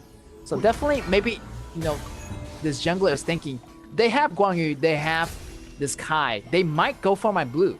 So definitely, I might want to, you know, start at red and kind of, you know, have that reverse psychology where, you know, I'm not gonna start at blue like I start every single time. So Enfun is doing a really good calculation inside its mind, kind of get that red in the beginning. I mean, it's no difference. The difference is just a little bit delay, but it doesn't really hurt to start at red. So Enfun is gonna go with that route, and he is gonna meet Kai at the top lane. So top lane, I'm expecting to see some kind of action happening pretty soon. But at the bottom lane, 2v2, Azar still needs some time to farm. Also, Autumn is gonna need some to farm too. ASD kind of in trouble here, almost getting pushed back by Guang Yu. And Yeah, Autumn try to get those goals as much as possible. So the bottom lane pretty much just farming all day. You're not gonna see some kind of action here on the bottom lane. It's gonna be a slow farms lane. So draw your attention back into the mid lane. That's going to be the action happening. And also the top lane is going to be those hot spots battle. Arise here in the mid lanes with Ivalice trying to make something happen. For the bottom lane, maybe I'm expecting a first blood at this bottom lane if this Ishin ASD, if he can come to the bottom lane and assist Autumn. Autumn need that gold and resource to start off the killing spree. Miggy also playing really aggressively with this Guangyu here. But they have to realize, Miggy has to go in first on those battles. He has to find a really nice position towards those late game. And over here by the top side, Yao getting chased down by Arise. Also Miggy, ASD providing some shielding. Also the cage is gonna help Yao to get away. But still, River is being super tanky at the top. So it's gonna be super hard for Miggy to actually, start some damages here on River. So definitely that late game. Well, I feel like both teams are gonna drag it out to the late game. Not much happening yet. I'm judging from the action so far. The first blood is not gonna come out pretty soon, but I feel like here is gonna be the first blood potential. ASD on the run. First blood goes to Miggy. Miggy getting that double kill, and Yao is nowhere to be seen. So their jungler is not with them at this moment, and they're just facing a disadvantage of the number situation as that was pretty much a 4v3. Yao was pretty much farming at that time, but not to worry as Autumn is farming up. Also, this Yao is farming up as well. But pretty much this River, also this ASD, is pretty much going to be the tank and the team-oriented player. And having Autumn and the jungler deal the damage for Scars. So as long as Concert U and this Yao stay alive, I feel like it's gonna be okay. They're damage here, no hesitation. Zhang goes with ultimate. The ultimate coming in a little bit too late from ASD. ASD falling really low right now. They have to go right now. River doing some damage and some knockup, but only for a short moment there. It could be a little bit trouble for River as Miggy has the better numbers in the top lane. So when you're comparing River with Miggy, so Miggy definitely is going to be coming on top every single time. And judging from that battle, Guangyu is going to be a hard problem for Scarf to solve, because Miggy is going to be all over the place, and they have to watch for Miggy's position. Also, that Garo is going to have a longer reach versus Autumn. I would say, technically Azar has the better pick of the argument because of the ability, passive ability by this Garo is going to break down those shields which offer by Zhang Fei. Also, the shield by Xiahou is going to go down as well. Here it's going to be Enfun versus 1v1. Enfun manages to get the tower down and ran away. Yes, Guangyu was unable to continue in that battle, but the trade-off was already there. Scars got the tower out of that. That was enough. Pretty much just get the objective and just move on to the next one. Scars trying to move in this blue jungle.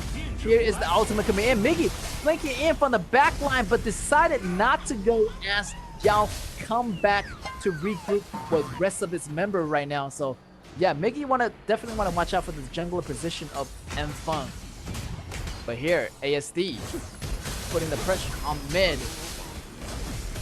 So they have to watch it. They can't really go in one by one at a time because they have this Jin Chan. Jin Chan can really isolate every single member of Scars. And definitely you want to focus on the core players like Enfun, also this Autumn. Autumn focusing on the top lane. He does have that red available, so Miggy is going to be having some troubles trying to hit this Autumn. And this Autumn is just going to get powerful every second the time goes by. And yeah, Scar just working their way slowly on the towers. Evelyn's clean up the lanes. That's gonna find some time for Fennel. And they have to, you know, having that Garo farm at the top, getting all those minions. But in the meantime, Scar is not letting you breathe for a second. They are taking the Overlord. And 7 minutes in, we have Autumn doing slightly a little bit better, I would say, having those gold counts. But the Garo damage is not coming in yet. But it still hurts right now. River taking some damage. River is not going to be a match for Garo's arrows, as Garo's arrows does extra damage to those shielded heroes. And yeah, River just stay in the front a little bit too much. I feel like River compared to Miggy, just, you know, Miggy is overall the better player on the top lane. But definitely you want to cover that weakness that Scar have. I feel like, you know, Xiaodan can be just a tank. He doesn't have to do much. He can just be the protection that Autumn needs. Because I feel like Autumn need more than one bodyguard. He's gonna be targeting down pretty much viciously by Miggy, also Dragon. So having more bodyguards on Autumn is gonna be a good thing. River, however, is providing the visions for Scars, but definitely do not want to go too deep, as where last time River kind of, you know, gave its life away so easily without even a fight. So yeah, River has to be careful of those areas where he tried to check for the grass. Make sure he saved that ultimate just for escape purposes. Both teams just finding each other, looking for the perfect position. And yeah, Scars moving in this mid turret. Scars also, you know, pushing in on this red area because they have to go advantage, and they can go in. Yao going in, being super sustainable. And the ultimate coming in from Zhang Fei. And here is Guang Yu. Guang Yu pushing some members back, but his HP is not going to be that healthy. And here is going to be the double life coming in from Fennel. The group control is not going to be enough. 2 members fall for Fennel, and that double kill coming out of Autumn. He is just being unstoppable right now. And he is still going. The top tower falls. Autumn is super healthy right now. He's going to get that HP back recovery from the life skills that is built into his items. And he's still shooting out those arrows like it's nothing. And yeah, the damage is coming in online for Autumn. And that second ability is well used by Autumn, and he can pretty much dodge any single ability at the right timing of that second ability. So it's super important for those console U players, and using that second ability to dodge pretty much every single projectile in the game.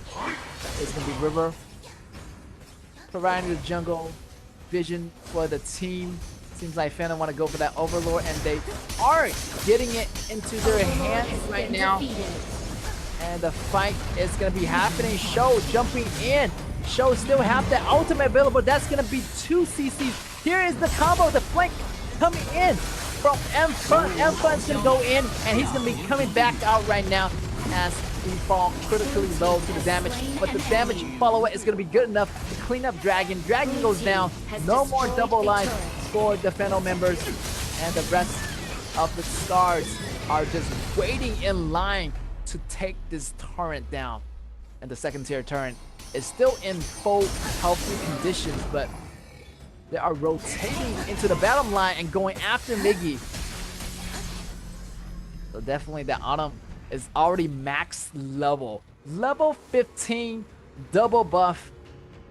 And yeah, pretty much most of the items are already decked out on that hero. And you can see that the damage coming in from Autumn just super high right now. So anybody get hit with those arrows is gonna hurt. Also, Azar does have that, you know, Sunbreaker, also that the Daybreaker, the Sun Chaser, and he's gonna have the extra range. But I feel like damage-wise, I feel like Autumn still have the higher damage. So yeah, all depending on this, on the team fights. If the Inferno can manage to find their positions nicer, it would be really good. But it seems like they're gonna trade off towers here. One bottom tower for one top tower. But look at here, Evelyn going in, has to come back. And also Evelyn goes down. Tyrogen comes down. Garo comes back. It might be a little bit too late. The damage is already done. Arise, getting the damage. Extra life being popping out. Here it's gonna be Enfun falling into the victims of Guang Yu. Guang Yu pushed multiple members back, but Autumn is just going crazy left to right. But this double kills like it's nothing. Azar still maintaining its distance, dealing those damages. But Autumn using that second ability, avoiding some damage. Also, Sho is in the back line, providing some assistance. Here's second ability again. Flash over the wall. Autumn traded for Azar. Azar goes down. ASD and Sho left. He's not going to be a threat to Fenos anymore. Fenos, using that frontline damage, was able to get the best of Scars. So yeah, it was pretty much a base race, as where Fennel tried to go for that bottom tower, but you know, Scars got to them first, so Fennel has to come back.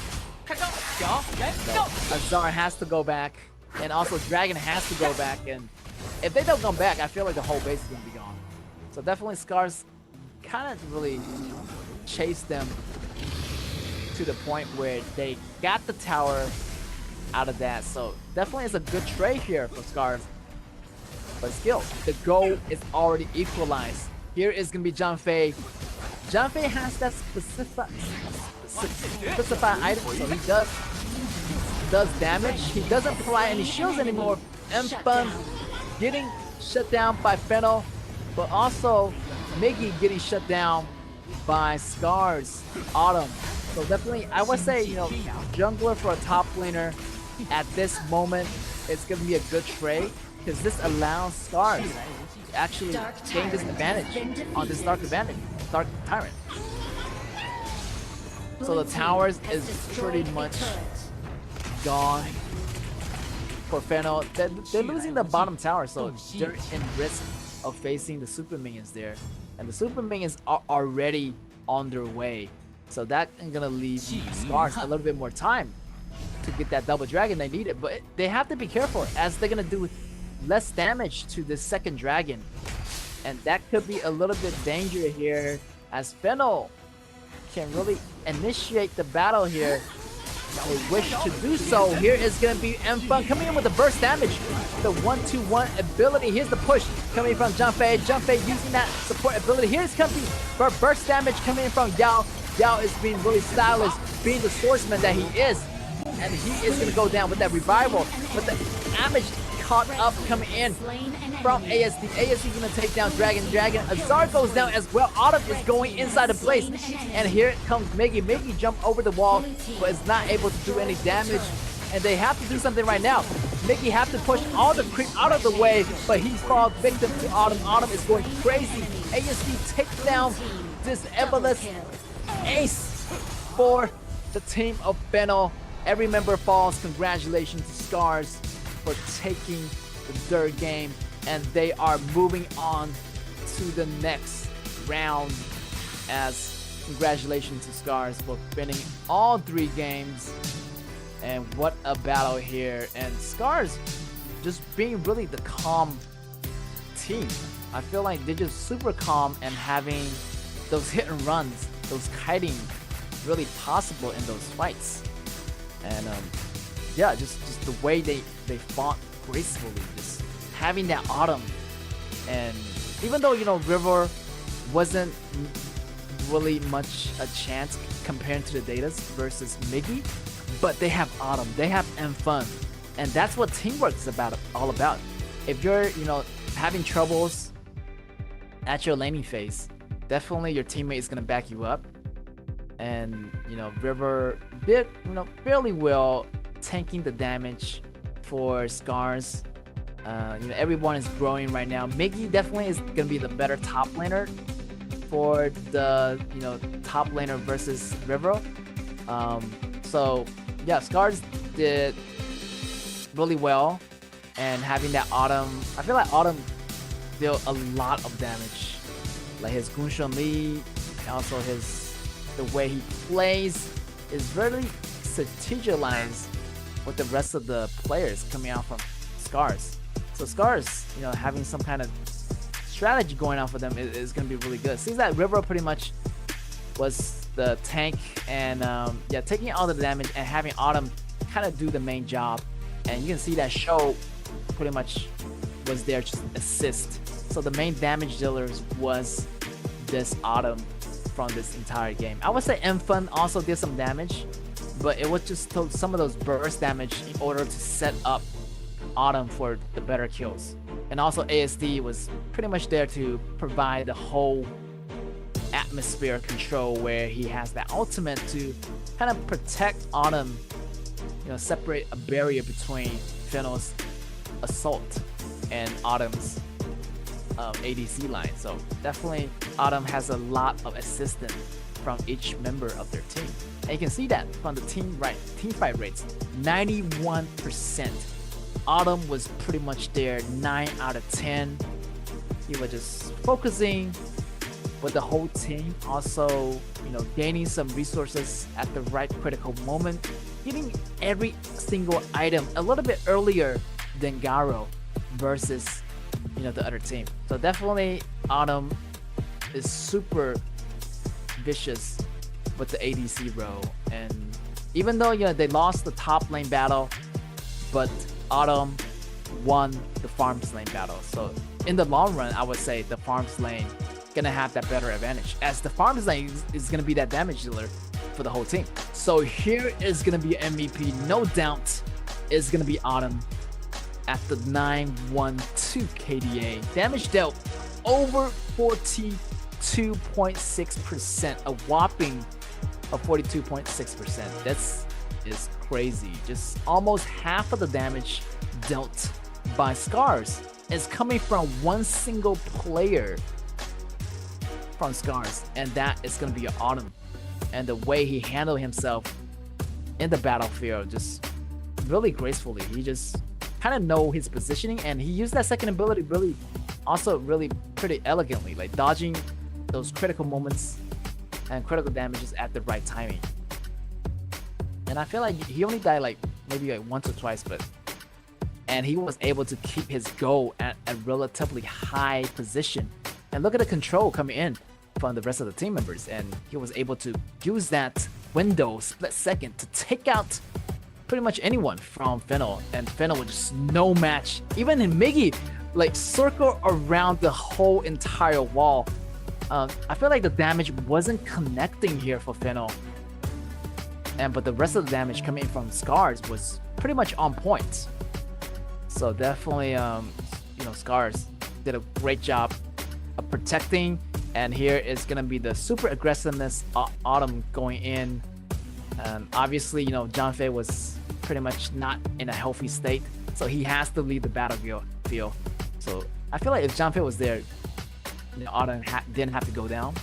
But here's the final battle here. Enfun did a really nice hit and run and kiting the rest of Fennel. Fennel really want to go, but they couldn't resist of staying to do some damage. And Enfun goes down, but the whole base goes down with Fennel. So Enfun did a really nice trade, kind of be that hero for that last moment. And Autumn was able to finish off the game pretty easily. Double kill at the very end. Also having that reincarnation. Everything worked out right here for Scars. And Scars is going to walk away with our first 3-0 of the playoffs. So great job, Scars, as they are in our first day of the matchup. They did so well. Also, RTZ only lost one match. So, congratulations to these two teams. They are going into the next round. Hopefully, they have their eyes on the championship, as they want to hope that they can get those tickets into the KIC as well. So that is going to be a lot of expectation, and the prize just so tempting. So everybody going to be rushing for those prizes as we are in the playoffs. Time is going to be running out, so everything is going to get more nervous as we move on. Every single round is going to be more risky. So in the meantime, we're going to check out one of these interviews from one of these players. 输掉了今天的比赛，你觉得最大的原因是什么？ What is the biggest reason, in your opinion, that you lost the game today? I think we are not more pro against the Scars. We underestimate them so much. We didn't play our game so well. But I think we can win if we play our game right. Okay, the next question. 在这个赛季印象最深的画面是什么呢？ Please tell us about your most unforgettable moment during this season. So this season is very good for us because we improved a lot compared to our season 1. I can say that we're no longer the same panel as season 1. We improved a lot on this season. All right, next question. 本赛季的旅程今天就结束了，那么有什么想对一直支持你们的人说吗？ What do you want to say to your supporters all along? Thank you for the support to my team, to Fennel. Thank you for trusting, and we will come back stronger. And see you to Asian Games. All right, thank you. Definitely, it's sorry to see that, Fennel. We have to let you go, but this is the playoffs, so only the strong survive. The strong gets to move on. Not saying that Fennel is not strong. They definitely came a long way. I can see this total improvement from the season 1 where they fought in the KAW season 1, and comparing to the season 2, they came such a long way, such a big improvement of those team members, and they did so well, and they made it into the playoffs in our season 2. So that's a huge step forward, and Fennel should be really proud of themselves. And here is going to be a flashback and recap of today's matchup. Our first match was RTZ versus MAH. RTZ won 2 games, and then they lost the third game to MAH, but they willingly able to pull it back in our 4th game and taking away the game points right there. So RTZ having that win in our match number 1. Also Scars taking the perfect 3-0 in our 2nd match. And yes, that match pretty much with Scars was the calmer, more knowledgeable, more skillful team in my opinion. But we can see that Scars also gets to move forward into our playoffs in the next round. And we have an update here of our MVP list. So I feel like Zuhan, also JS is on the top 2, and also this Hua is on the top as well, making a name for themselves and also their club that they belong to. So the MVP is going to be totally changing throughout the season as well. Also get into our playoffs as well. So every single time you get the MVP, no matter is the regular season, no matter it's the playoffs, no matter it's the BO5 or BO7, as long as you get some MVPs, you're going to be making a name for yourself and building a legacy for your team. So having this honor, having this MVP rank does mean a lot for the players, and also, kind of show off which team have those highlighted players. But in the meantime, you can take a look at this chart. So today is going to be August 31st. Seems like the match is gonna be finishing off. So the next time we're having our next match is gonna be the top bracket, the winner's bracket. And the higher bracket, the competition is gonna be more intense. As you can see, BSC is gonna go against Nova, and Impunity is gonna go against RCG, and that is crazy. So the loser of those battles gets to face into the lower brackets. So hopefully they are prepared, as you know, if they lose, they still have the second shot of coming back into the playoffs. So those matches is gonna be super intense, and so much expectations as BSC just dominating the Group A, and I feel like BSC just might be the great potential winner in this Group A match. So yeah, our next matchup, as we mentioned, is gonna be BSC versus Nova. That is gonna be straight banger, because I know Nova is dying to get the revenge back on BSC. BSC, you know, already defeated Nova with a 2-0, so definitely Nova want to get some point back. And we're facing them in the BO5. That's gonna be crazy.